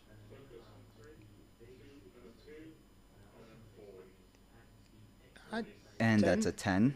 in the group, just the group is a bit on the left, but Yeah, really, really he good. could adjust his Yeah. sight a little bit to the left, huh? But you can see Nicolas Rija, when he goes to anchor, Ooh. 11. Yeah, so that 9 was yeah. just a hiccup by the young Italian. Now I'm also curious to check how old he is. But we'll just see the final arrow by the Frenchman. Another 10. also in the- Another 10 in the group, as you pointed but out still before. left, so 2 click Yeah. and he's in. Yeah. Now, And they're tied, 64-64. yeah. Girard, 25 years old. Now Godano, 23. Your age. It was really cool on World Archery social media. They posted a video about when he made it into the Final Four, Okay. defeating Mike Schlosser. And, crying, Yeah. teammates crying. It was very, very beautiful and very emotional. Ah, nice. Great stuff by the young Italian who already has his breakthrough result. Yeah. No matter what happens in the next in this match and the next one, it's already going to be a very special result for him. But we're never settling Yeah. for less than what we can get, and for sure he will Exactly. want to make his way into the gold final. But you can see the the nice thing with the 11, you shoot a 9, and before it was just 1 point off, and now they're tied, 31-31. Yeah, because Girard crucially ended up dropping 2 10s. Which 10 are not bad shot, really. Yeah. And his were really, really close. But it's just, now it's not that good enough. And I think it also make it interesting for them that they can shoot good shot instead of not missing. Yeah. I totally agree with that point. The very first 10 of the match for Michele Godano, who is tied with his French counterpart. Oh, I have a feeling they both have the same color. Kind of a purple, bluish. I think it's the same. It's a Hoyt, the new Hoyt Concept X, I think. So Man, probably that shot looked really good. Yeah. The timing was perfect. As we have the supporters, the teammates by Nicolas really Girard nice there supporting him. We could see in the stands Michele Godano trying to keep the pressure up. Ooh, a little bit of Bokwando there in the end. Still in the 10 though. Yeah, but now looking at the flags downrange, it seems that the wind is actually calmer now, huh? Okay, I didn't. Yeah. Ooh, just scattered gently sideways over there. Yeah, I think there's less wind than when the women were shooting. Yeah, it seems. So provisional 1-point lead for the Frenchman, Nicolas Girard, and it's good that I'm not saying Nicolas Girard. What's the correct pronunciation, Felix? You're a native French speaker. Nicolas Girard. Nicolas Girard. Exactly. So hopefully you picked that up. Girard. Yeah. If I'm pronouncing this bad, he's probably gonna but yeah, things like that. Yeah. And you ever met him? Ever talked to him? Not personally. Met him at competition, but just passing by. Yeah. Now France, who has a long tradition of very good archers in both recurve and compound. Yeah. The biggest federation in the world with the most member. Yeah. Yeah, by number of members. That's right. Okay, and all of those members, I believe, supporting Nicolas Girard. 2 ends, 6 arrows to go. He's got a 1-point lead over Italian Godano, who is now at full draw, ready to deliver his 10th arrow of the match. Oh, yeah. He drops a 9 to the left. You could see the hand release was shaking a bit. Yeah, but despite that, we could see him giving his sight a few clicks. Ooh, and that was twitchy by Girard, but it was dead center. Kind of a deep breath by him, maybe relieved that he managed to put that one in the 10. Godano dropping 11, dropping yet some more points. And another one. When Girard What a machine. is on top form, looking well set to go into the gold medal match.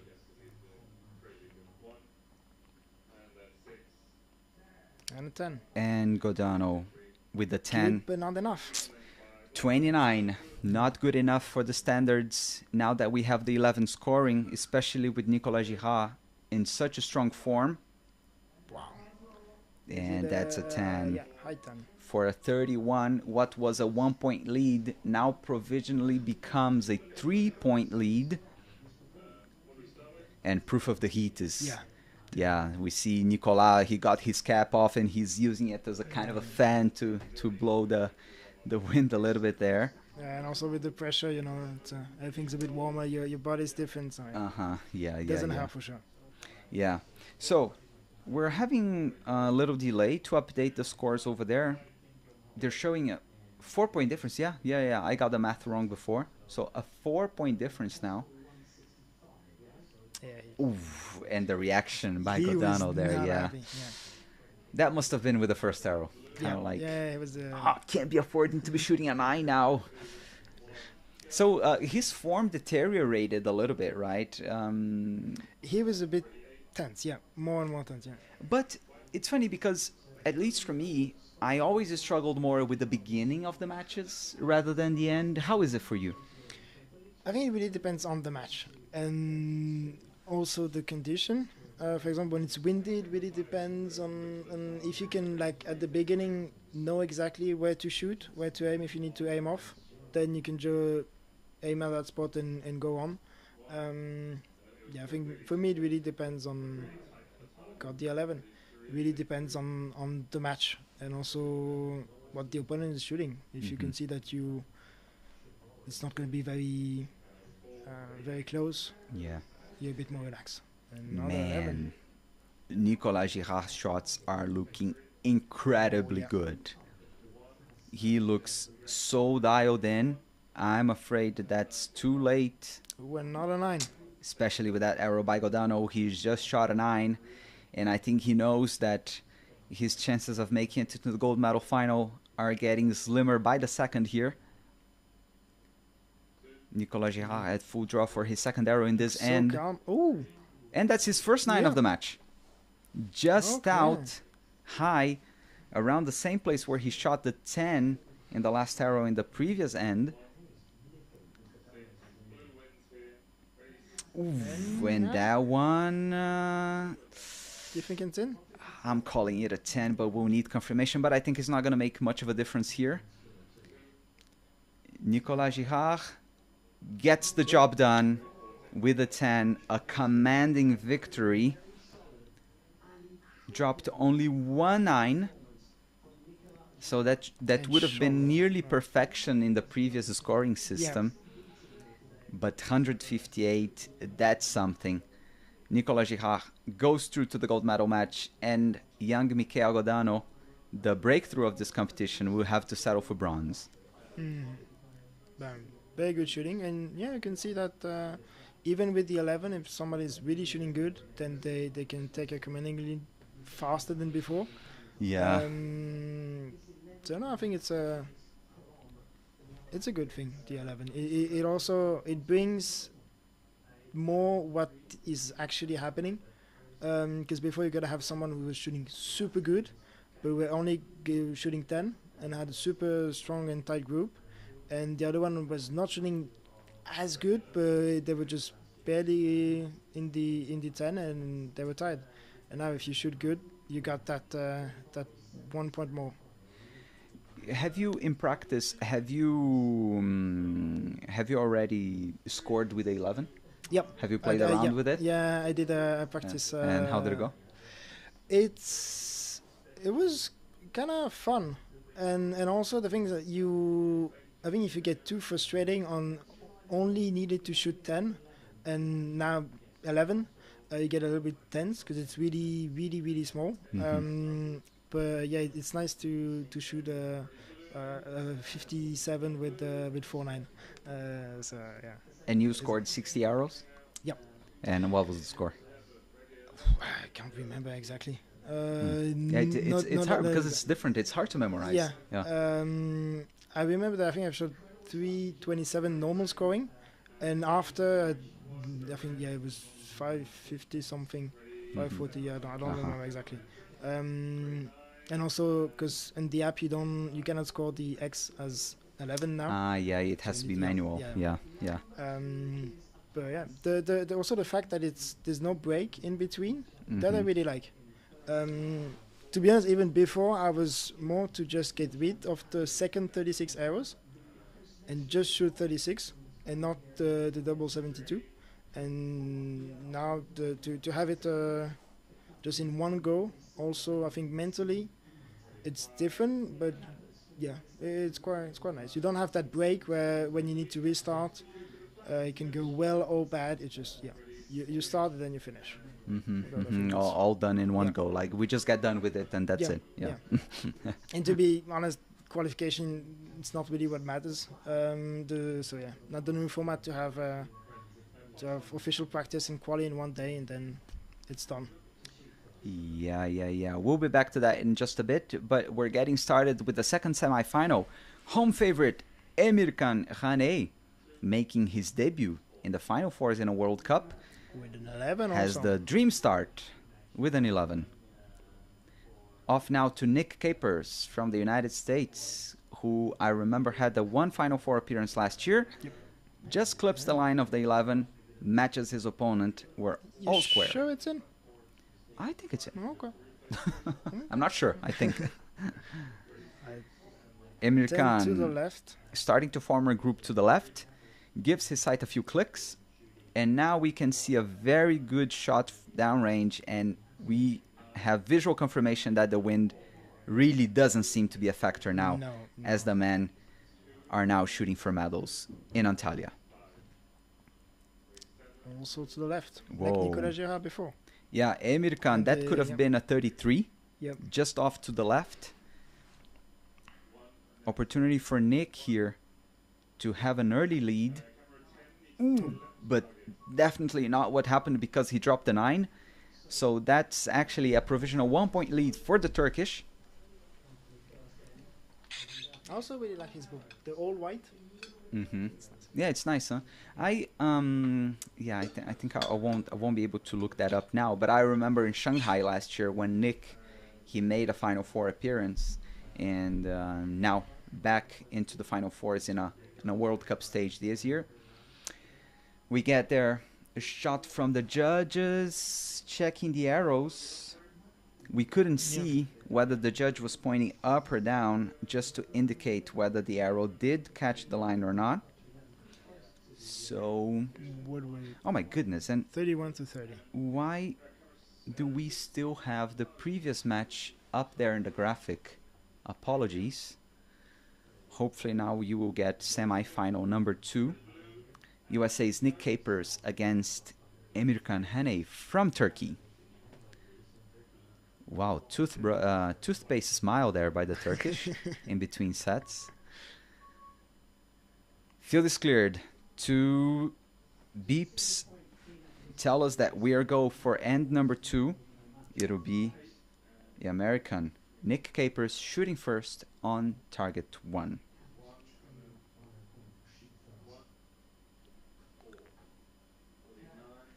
Not 10. Nick with the 10, high left to start things here. Emir Khan has a little bear hanging to his bow over there. And Cute ooh, touch. Yeah. And he's still got that very nice group, 9 o'clock. Wonder if it's a 11 Yeah, I or a don't know. 10. And an 11 for Nick Capers. But for sure that's an 11 for the American, who's now trying to apply some pressure on the home favorite. Hane.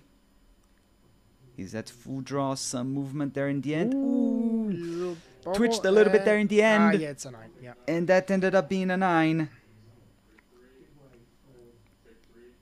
Yeah, for sure.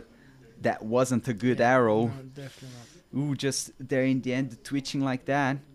Also a group, another 10, but a group also high Yeah. left. Everybody to the left. And we Yeah. saw the women's as well starting to the left. Yeah. Oh, Back in the this one 11. in the 11, yeah. Yeah. Now we're going to need confirmation from that first arrow by Emirkan Haney from Turkey to know where we stand here. Provisionally, he still has a 1-point lead. Once again, we see the 11 playing a crucial factor here. We saw the Italian in the previous match when he dropped a 9 and then he was instantly back in the 11. Yeah. And then, Then yeah. you get the same score. Yeah. Yeah. Yeah. And something interesting about the Turk, we could just see in a couple of replays for people watching on Archery Plus. He uses a wrist release, Yeah. which is not common. I think it was No. more common in the past, but now it's quite rare. But quite common in the Turkish team. Also the women, they use it. I think That's right. That's right. I Yeah. remember in Shanghai, Yeah. one of the Final Fours was a Turkish Yeah, girl, yeah. and yeah, that's right. I think maybe even the whole Turkish team used them. Maybe it's the coach preference, but I mean they have great success with it. So Yeah. uh, Yeah, that's right. have you ever tried to shoot with a compound? I have, and for people who have followed the watch along last year as well with Greg White, by the way, huge hello to Greg, miss him. I made a promise that I was gonna start shooting compound, and this is something I want to put in practice still this year. Oh, okay. To pick up a compound, shoot some arrows, learn, and have fun with it. Going to the dark side. Start of the third end. Nick Capers just fired his arrow. Wonderful. It's in the 11. He looks so cold.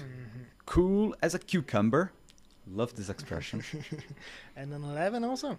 Emir Khan. He has a bit more of an explosive shot than Nick Capers. That's right. That's right. Yeah. But Nick, he makes it look so controlled. It seems so smooth. It's really impressive. Yeah. Was it a 10 or an 11? I say 11. I think 10. Ooh, I think another bubble. Yeah, I think I just heard the on-range announcing calling it a 10. But once again, Emir Khan Tanay hesitating there in the arrow in his shot. Drops yet another 9, it seems. I wonder if he's struggling a little bit mentally. Maybe, yeah. And a 10. Because you cannot say it's the win, because clearly there's not that much. And yeah, maybe the pressure is getting... yeah. His first time out in the big arena. And on top of that, on home soil. So the support is big, but the pressure is equally as big. And boy, he seems nervous. We could see him there sighing, worried look, looking to his coach. While on the American side, they look so cool, calm, and collected. Put the cycling sunglasses on. Nice sunglasses, huh? Oh, yeah. Oh, I want to get myself some of those. Oh, yeah. Oakley Sutro. Quite expensive, though. Oakley what? Sutro, I think. How much? 200 or something. Not too bad. But for cycling and running, really nice. Okay. Yeah, man, that looks really cool. Yeah. I wonder if he can shoot with them, because I always struggle to shoot with sunglasses. You know, I can like barely see the string. It's just like in between. With the frame. Yeah. I'm still waiting to have official confirmation here. At last, I have the official scoring being updated here on my second device. It seems, and for some reason, okay. Now maybe you should have it over there. You can see on the back of Nick Campers' T-shirt, his name was written on a piece of rubber band. Ah, really? Yeah, a piece of paper. Maybe he didn't have the right T-shirt or something. Yeah. But for anyone who has been to tournaments knows that this is way more common than you think. Yeah. Also, sometimes you get like 3 T-shirts for a whole week, so it's a bit of a struggle. We had the confirmation that Emir Khan Haney is now trailing by 1 point. He, who at a couple of moments was leading by 1, now finds himself behind. Just shot a 10 at about 10, 11 o'clock. Now Nick Capers is still with a group slightly to the left, shoots a 10, maintain his lead, and time is running out for the home favorite. Got the 11. Got the 11. Didn't seem too happy with the feeling of that shot, but that matters not because he got the maximum points he could get with that arrow. And Nick Capers does the same. They're matching each other. Is so smooth. Yeah. It's so easy. Reminds me of Sergio Pagani, who was known as Sultan of Smooth. Oh, yeah. Who's now, I think, still the coach for India, no? He did work with Korea recently. Korea? Really? Okay. But maybe his contract with India ended. I don't know exactly.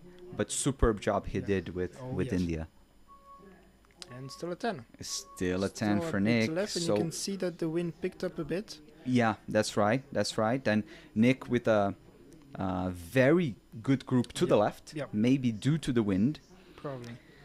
They matched each other arrow by arrow in this end, going to the very last end with only 1 point difference. And we have seen bigger differences swing all around. Really tight, So this is nobody's game, for sure. No, still not. Yeah.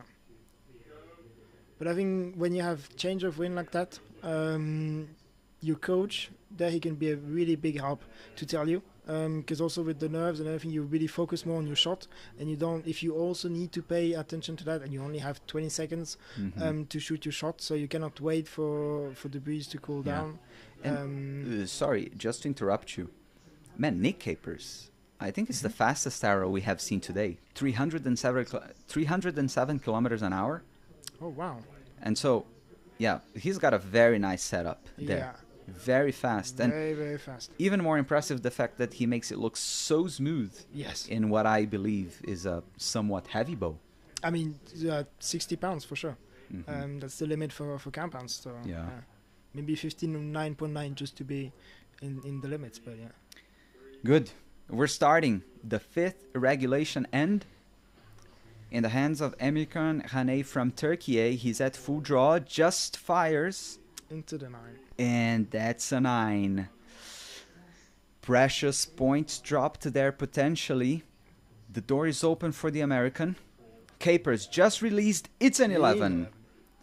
Is still there on the left. But the American now with a 3-point lead over the Turk, who shoots a 10. That's for sure too little, too late for him. He gives his sight a few more clicks. But Nick is very, very comfortable to advance to the gold medal final. Another one? Another 11 Still for a bit the to the left, so I American. would say one click to the side and then it's gone. But Absolutely. Amazing grouping the American has over there. and another 9. Also a good group by the Turk. Even far off than the American. It's pretty much done and dusted here. A 6 will win. How about an 11? 33 to That is really impressive. very, very commanding victory. Once again, the American with his name handwritten on a piece of tape stuck to his shirt shakes hands with the Turk, who, for sadness of the home crowd, will have to shoot for bronze against Michele Godano from Italy.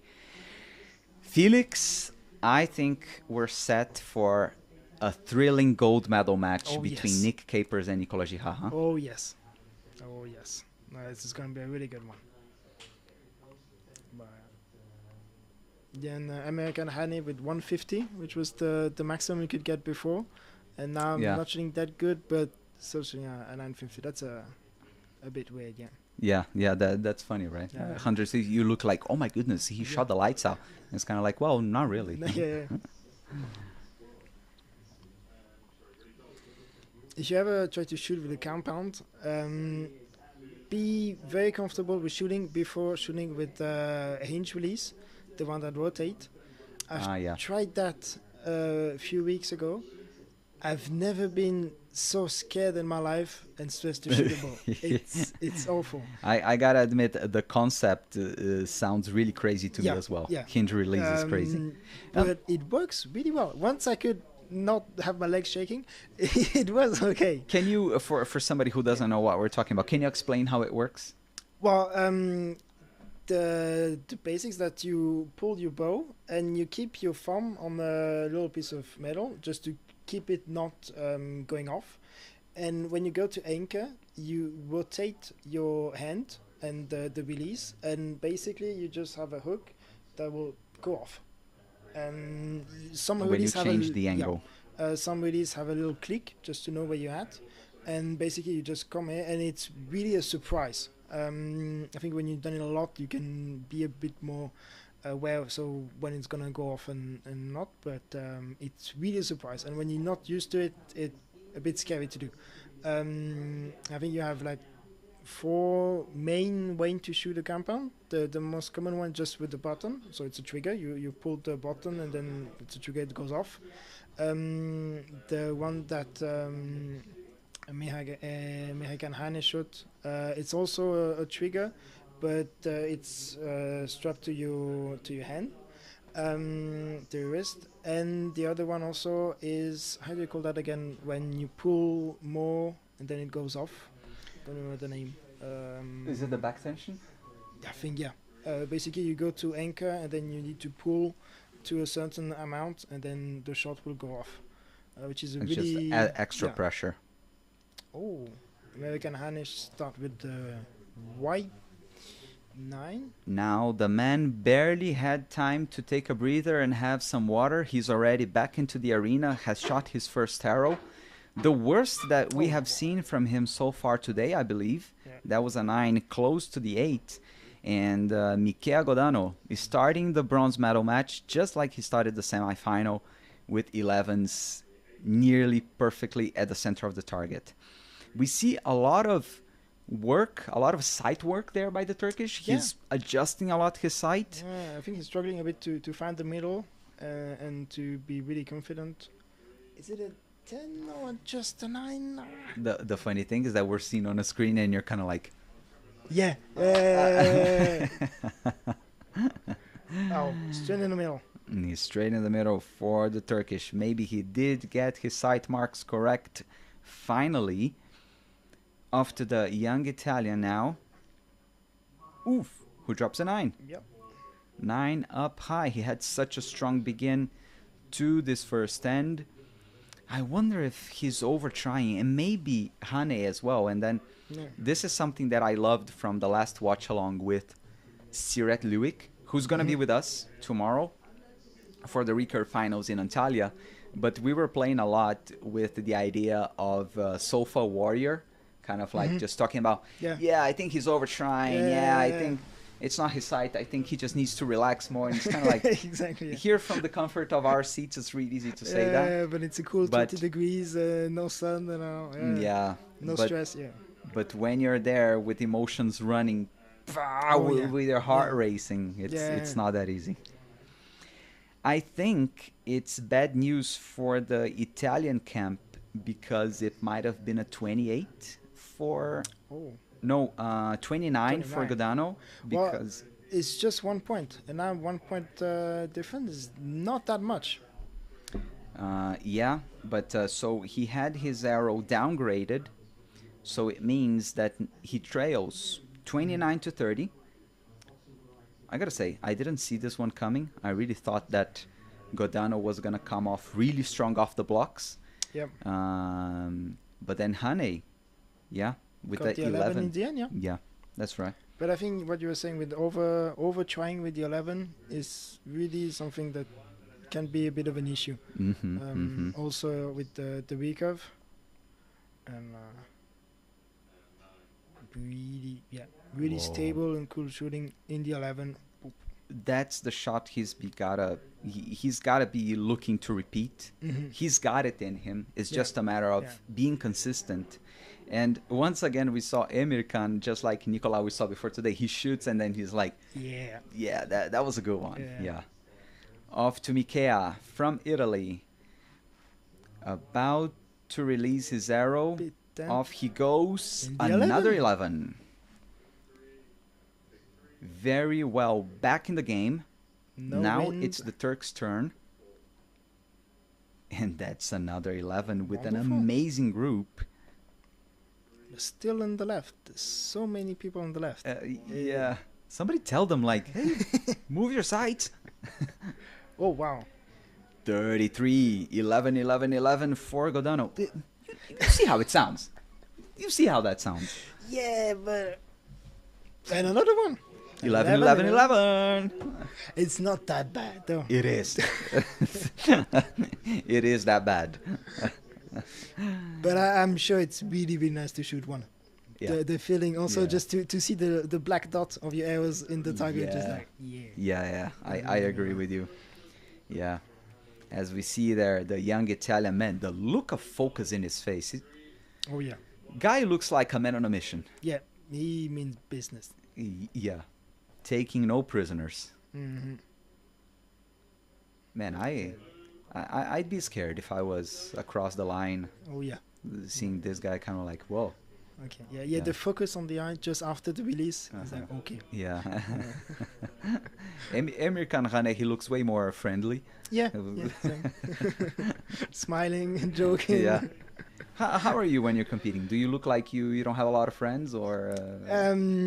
It depends. Well, you need to ask my teammates. But I think people. when I'm shooting, I can show you a picture of when I really like. Yeah, I have no friends and I'm dead Just serious pure and focus, just yeah. across the line, and then also I need to get the pressure off, so I'm more joking. And 11, perfect. Yet another 11 for Italy's Godano. Off to Rane. Up to him Another to one. match his opponent. That's exactly what he does. 11. So far, consecutive 11s all throughout. And that's a dropped point. It's a 10, but now it means that it's a dropped point. Hane with an opportunity to extend his lead. What do you say that is? 11 or 10? Just out, I'll say. Just But out? Yeah, with the shade, I'm not sure. Yeah, I'm placing that out as well. Provisionally, is still 1 point lead. A bit tense there in the end for Godano. Drops another 10. But not making life easy for Hane from Turkey. This one definitely in. Now the very last arrow shot by the Turk for sure is an 11. Provisional 2 point lead. It might be down to only a single point, or no, actually it might be 3, because it'll depend on the second arrow by Hane, that about 11 o'clock. We see their judge with a magnifying glass, followed by the agents checking for sure this is a millimeter call. And we'll see in which direction he points. Oh, come on. He was... the positioning of the judge meant that the camera couldn't pick up his hand. He was kind of... His body was standing between the camera and his hand. And so we didn't see whether he pointed up. Also, I couldn't pick up with the audio. So, I think it was a 10, I think. So, 95 to 93. I'm going to close this end, and we'll advance to the fourth one. I guess it's safe to say that the scores are correct. 2 point lead for the home favorite, Emir Cantane. It is Michele Godano at full draw, shooting the first arrow in this fourth end.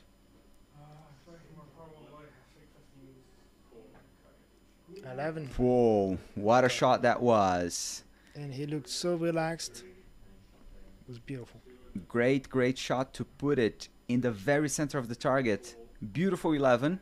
11 also. Matched by Hane, who's having an amazing competition. An amazing campaign in his home country, in Antalya. Bit of movement. Yeah, in the 10. You could see the side moving a bit. So just lacking some finesse there too in the final part of the shot. Ooh, little bubble. Hesitating a little bit, but that's an 11. Just clips the line on the right. Oh, I think there's a problem with the timing. Yeah. Maybe it's an issue with the timing. Michele Godano lets down. Both archers and coaches looking around. Judge comes to stop all the action on the shooting line. Yeah, there was a problem with the timing. The clock froze with 8 seconds left for Hane from Turkey. Judge is there just to make sure nobody shoots an arrow while the timing has not signaled that it is safe to do so. It could be quite hard now for the archers to get back into the match. To keep the focus. Yeah, that's right. That's right. Also, you're in the middle of the end. Maybe you just have 1 or 2 hours to shoot. And yeah, and this can be a game changer for even for who's ahead, or oh my goodness, what a water bottle that Godano has over there. Huh? I mean, needed in Antalya, definitely. Yeah. Man, let me have some water here, cause the guy's got it's almost like a 2-liter water bottle. But what I was saying is that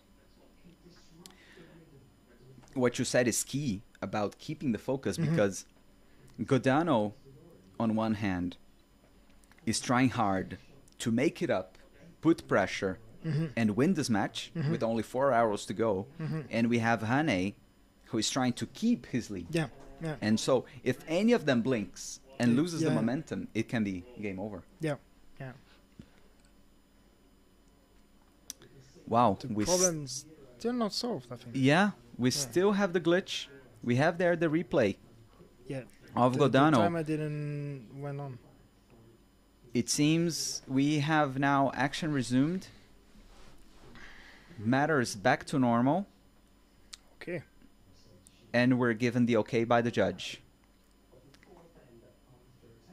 Well, downrange, we see that... Okay, now all good. We had one buzzer. Godano now at full draw. And we're back in action here to finish the fourth hand. It's a bit long. Yeah, the bow is moving. Yeah, that Oh, isn't... wow. That was a long hold, but it was worth it. Oh, yeah. 11 for the Italian, who takes a deep breath as he walks out of the line. And Hane with a 10.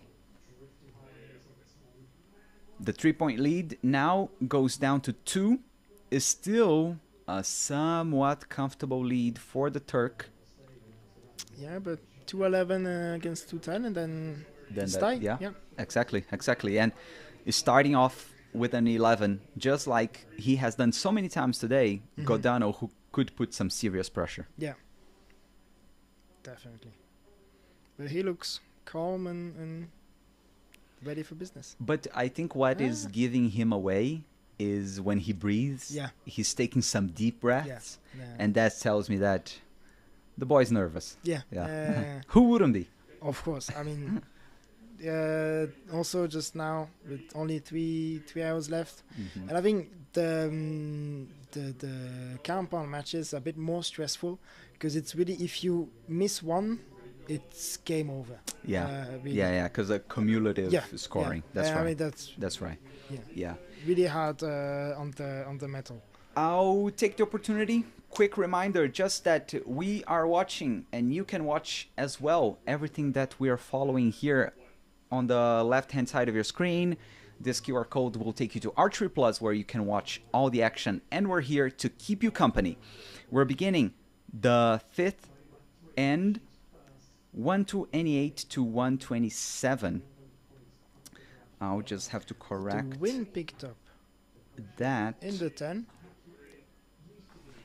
but you can see the win was moving a bit his bow. That can be a huge factor. Wow. Emir Cantanei with an 11. Matteo Godano is running out of time here in this match.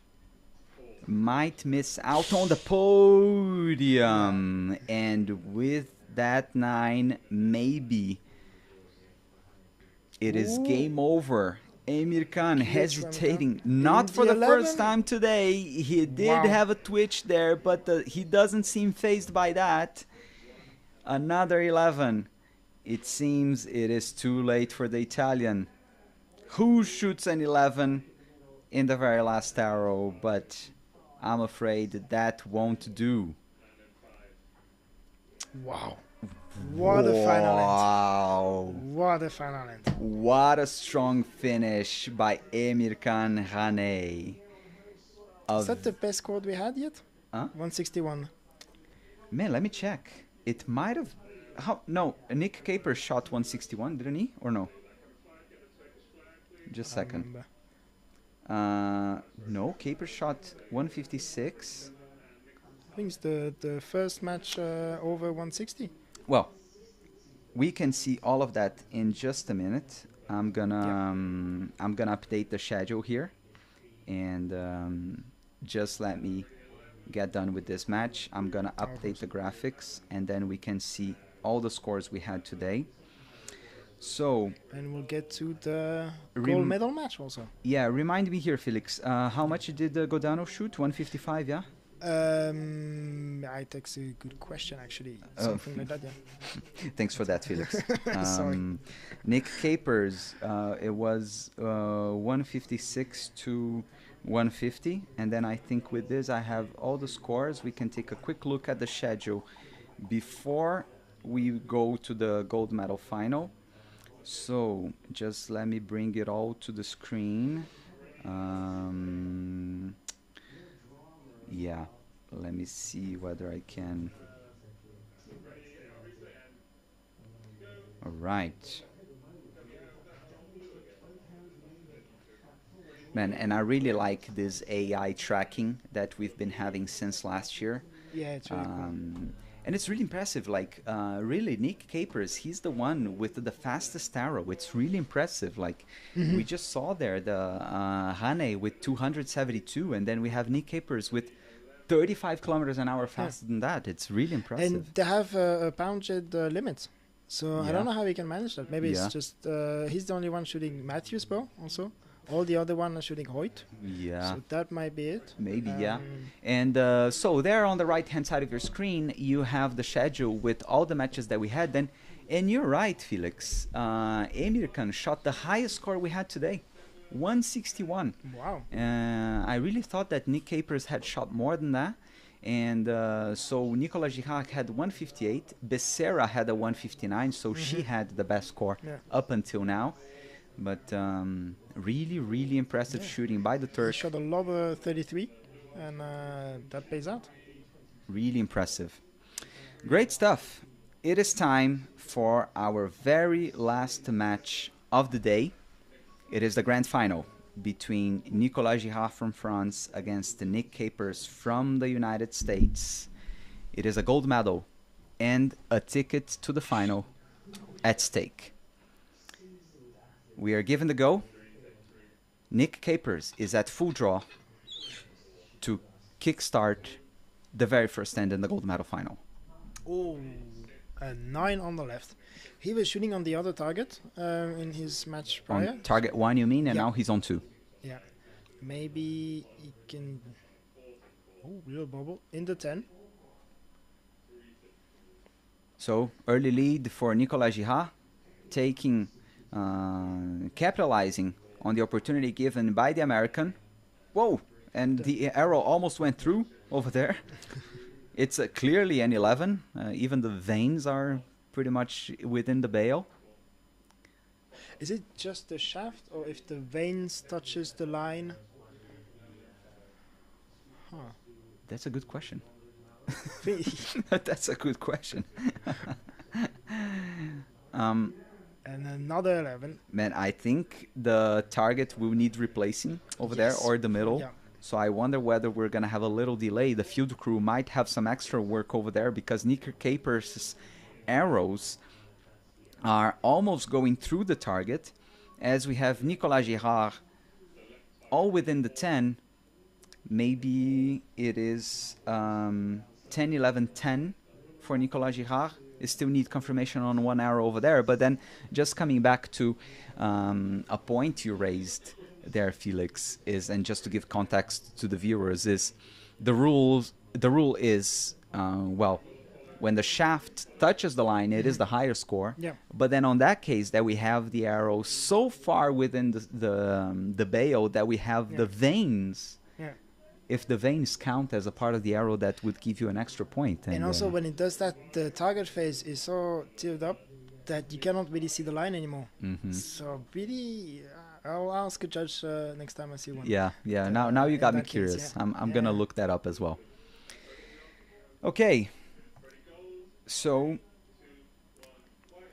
31-31. yeah, it is Okay. confirmed. Tied after the first stand. Exactly. Once again, I think this is probably one of the big things about the new points system. Is Nick Capers started with a 9, Yeah. but then he shot 2 11s and back in the game. Yeah. There you go. That I really like. Gotta say, I agree with you. Yeah, and I think we are having the bails being changed, or at least Nick Capers' bail being changed, because we see the two athletes close to the waiting line. They're ready, bows in hand, and the judge was there just holding them up. Yeah. But now we had 2 beeps. Nick Capers, ready to shoot his first arrow in the second end. The field has been clear. We are go. The American, at full draw, has the opportunity to put some pressure on the Frenchman. Looking solid in the 10. Is still to the left. Yep. We see him there, adjusting his sight a little bit, hoping the next one will be an 11. It is yet another opportunity for Girard. Not moving in the 11. Straight. Very nice looking shot, very explosive, lots of energy. Yeah, they have a quite different style of shooting. Nick Capers really calm, and when he released, it looks like nothing happened. Yeah. And Nicolas Girard, very explosive. Yeah, that's right. That's right. It's interesting to note, how both very high-level archers shooting very differently, but having the same scores. Yeah. Provisionally, we have the Frenchman with a 1-point lead. Looking solid. Boop. Ooh, and another 10. Scattered within the 10 ring. It's only a 30. Would have been a perfect score just a couple of weeks ago. And that's another 10. But still, Nicolas Girard, now in this end, opened a 1-point lead. We don't have any questions about liners there, right? No. It seems pretty clear. Would it be his first World Cup win, Nicolas Girard? I think he got a few medals also in team already. Let me check. Yeah, that's a good question. I'm looking him up here. I think he won a medal also when the World Cup was in Paris. 25 years old, 16 in the world ranking, and he won the Samson European Championships in earlier this year, but indoor. Okay, yeah. No, he was silver in a World Cup final. Ah, all right. Black Scala 22. Oh, okay, wow, Yeah. okay, yeah. And he has a lot of indoor medals. Yeah. But outdoor, this is the only individual medal he had. So 3 years ago. Yeah. So for sure, he's going to get his second medal today. Yeah. We'll just see whether it's gold or silver. And we get this view from downrange. Once again, the field crew working some more on Nick Capers' target. They weren't happy with the job done there in between the first and the second ends. They needed some more work done right before we start the third end. And hopefully we'll need no more intervention. Judge signals the begin of the third end. Only 9 arrows left. And a 1-point advantage for Nicolas Girard. And Just with one. this scoring, this is nothing. Yeah. This is virtually a tie. Nick Capers releases his arrow. Looks like he didn't even shoot. Yeah. So smooth. It's yet another 10. Arrow quite deep. I think that target isn't very reliable still. Same thing happening for Nicolas Girard. Not a lot between the veins of the arrows and the target face. But Girard, with an 11, increases his lead. Just clipped the line, I would say. Yeah, I think so too. Yeah, in 11, for the American. Back in the 11, after missing it for 4 arrows in a row. 11. Some Nice. elegant and efficient bow condo for Girard. And 11 he gets.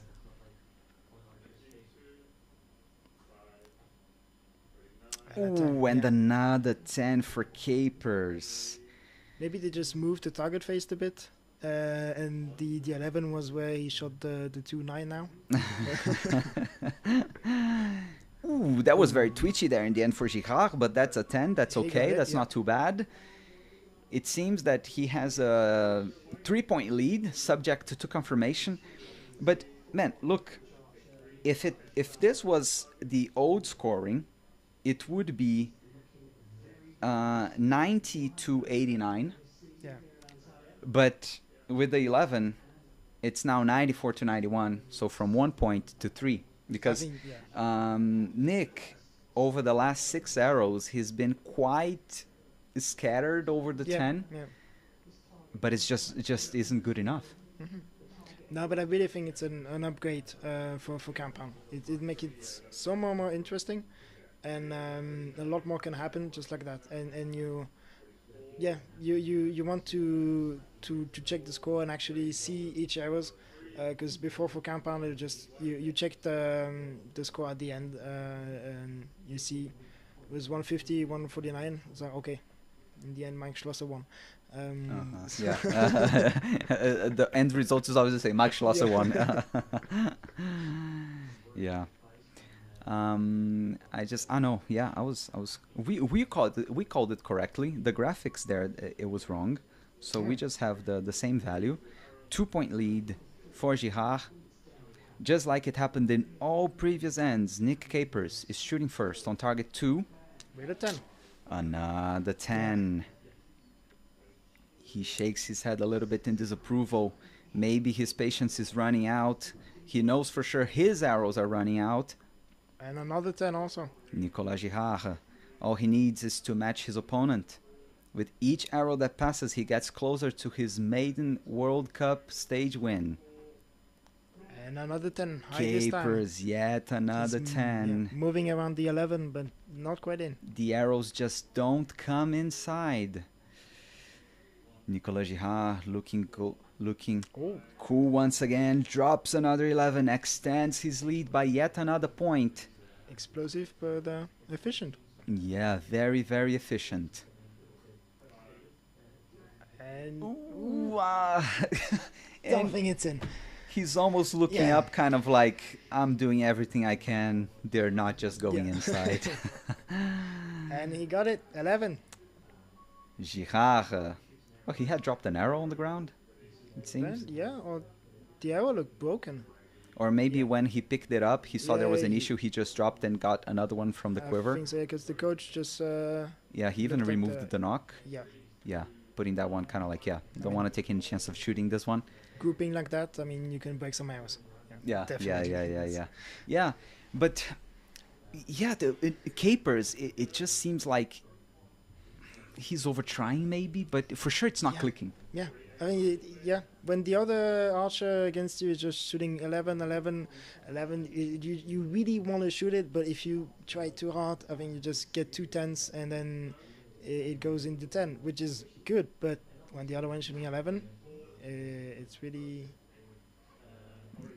Wow, but Nicolas Girard, we were looking at arrow speed, and he's the one that is matching Capers in terms of arrow speed. Yeah, it's really impressive. And this could have been and could be a factor right now, the fact that we have the 2 archers with the fastest arrows shooting for gold. Maybe this was a little edge they had. In Antalya with the wind, definitely helps.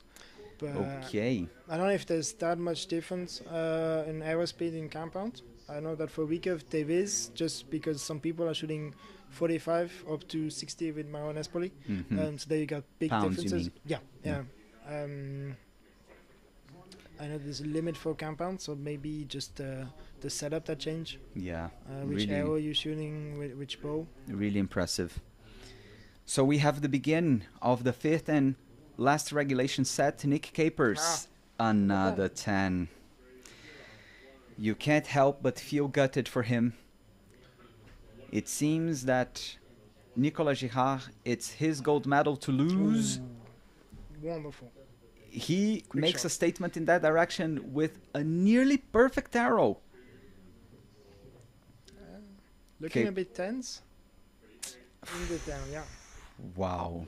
Yeah, so many like tens for the American. A bit too much. That's gutting. But all scoring, it would be 10-10-10. Yeah. Long hold. Ooh, in the 9. A drop to 9 for Girard. And I'll tell you something. If this was the old scoring, they would be tied now. They would be tied going with only 2 arrows to go. Capers finally shoots an 11, but that's got to be too late. Girard doesn't need much. Perfect. And it's an 11. Wow. I think that's the thing. With the 11, when you're shooting good, you just get more. And that's really sure here. But great shooting by Nicolas Girard. Yeah. For a moment I second guessed myself because we had an issue with the graphic on the main feed. I thought that this wasn't the last end, but it was. It was. So it was the championship winning arrow by Nicolas Girard, who lifts his bow, waves to his supporters in the grandstand, his teammates there following his amazing performance, and Nick Capers seemed at one moment that he was the man to beat, but he couldn't keep up with Nicolas Girard, who was the 11 guy today. Yeah, definitely. In the semi-final, just strong shooting, and now also just really impressive. And yeah, you can really see with the new rules that if you're shooting just that much better, you get every time a bit more point. And Nick Capers was shooting really nice, but just not touching those 11, not catching this line. And you could see then the difference in the end, really. Even shooting a 9, which before would have been a big it was not that big of an issue. Yeah, and the main point is, I'll just wait for the scorecard to be updated here, but I'm pretty sure this would have been a tie. It would be a shoot-off in the old scoring, but this was a somewhat commanding victory by Nicolas Girard. Yeah, I think it's 4-point advantage. 4-point advantage, 157 to 153. Was just, you've dominated the match. Yeah. And he did it. It's really impressive. Yeah. So I am gonna update the sidebar schedule here. We can take a look then at all the matches we had today. Just let me update everything. Hopefully you will see it in your screen in no time. Yep. And in the meantime, we'll hear from Nicolas Girard, our champion.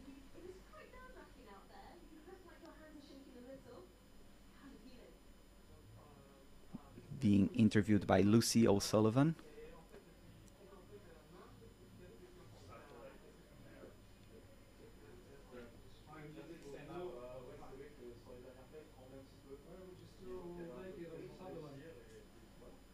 So he was shaking on the last arrow. He said got a bit of nerves. We don't even need the translation because Girard is being interviewed in English by Lucy O'Sullivan, but then he's having the questions translated. And obviously he's answering in French, but we have here Felix Mokli to translate for us.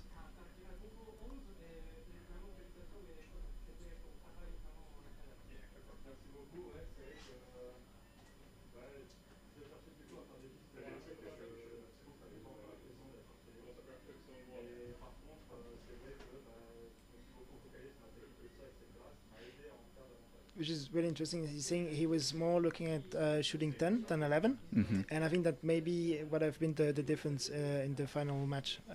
Because Nick Capers maybe was just like really trying to shoot 11, and he was just focusing, like he said, on the technique and shooting 10. Mm-hmm. And then if you relax at that level, the air was going to go in the previous X and now the 11. And really, I think, he had a bit of nerves, but also I think if you have nerves and you're trying to shoot 11, then you just way too tense. And I think everybody that's done archery can know the feeling of being tense and then needing to shoot a really good arrow.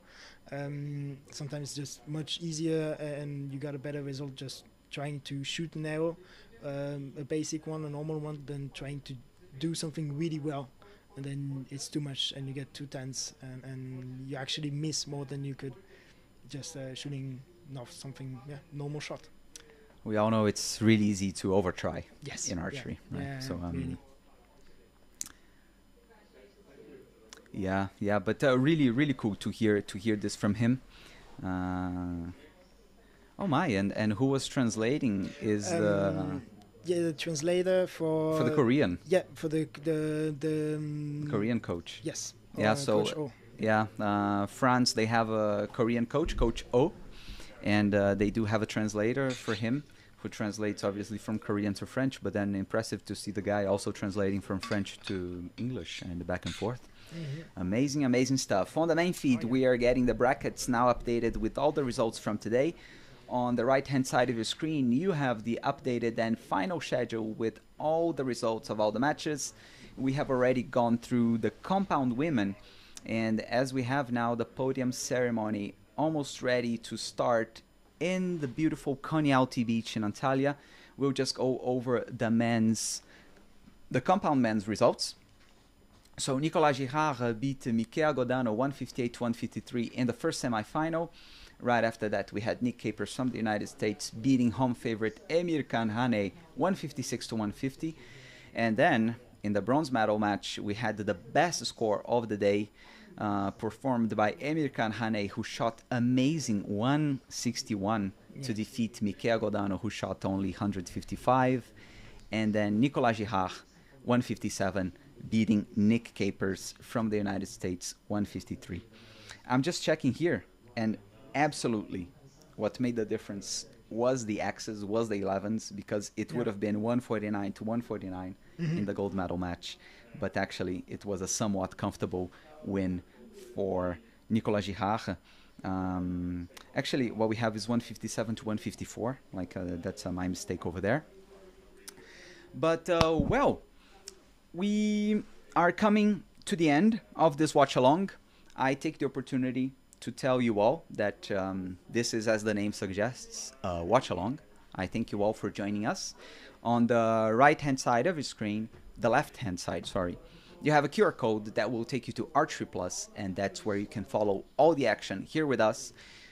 Anyway, you can somewhat follow. I'm plotting the arrows, I'm feeding the graphics, and we're commentating. We're here providing our impressions on everything that is happening in Antalya. I'm being joined by Felix Muckli from Switzerland. I'll just read a couple of the last comments that we had, and let me bring again Paola Belen Isaac Canavidi. Where can I see the matches? On Archery Plus, as I just explained. And we have some comments happening quite frequently. For example, let me bring one. Tom. 100% the fastest growing sports are all free to view. It also says a lot at Vegas want nothing to do with this next year. Well, the thing is, there is actually a good reason for why we have Archery on Archery Plus, that is a paid subscription. Because we're having more and more television channels around the world buying the rights to broadcast archery. So if we have then the free broadcast on YouTube, this is totally not interesting for the TV, the broadcast companies that are buying the rights around the world. So what you can do is you can check on your territory, you can check in your country, which media company has the rights for the archery competitions, and then maybe even for free, you can watch in your own territory with commentary in your own language. But then if you want to watch the main feed in English, it's on Archery Plus with a brilliant commentary by Karen Bashir and Jeff Vandenberg. And then you also have our company here on YouTube in the watch along with me, Bernardo Oliveira, and Felix Muckli. Was the explanation okay? Perfect. Thanks, you're kind. I'll invite you again. Well, archers now turning to listen to the French national anthem. Nicolas Girard now then books himself a place at the World Cup final in Nanjing in October.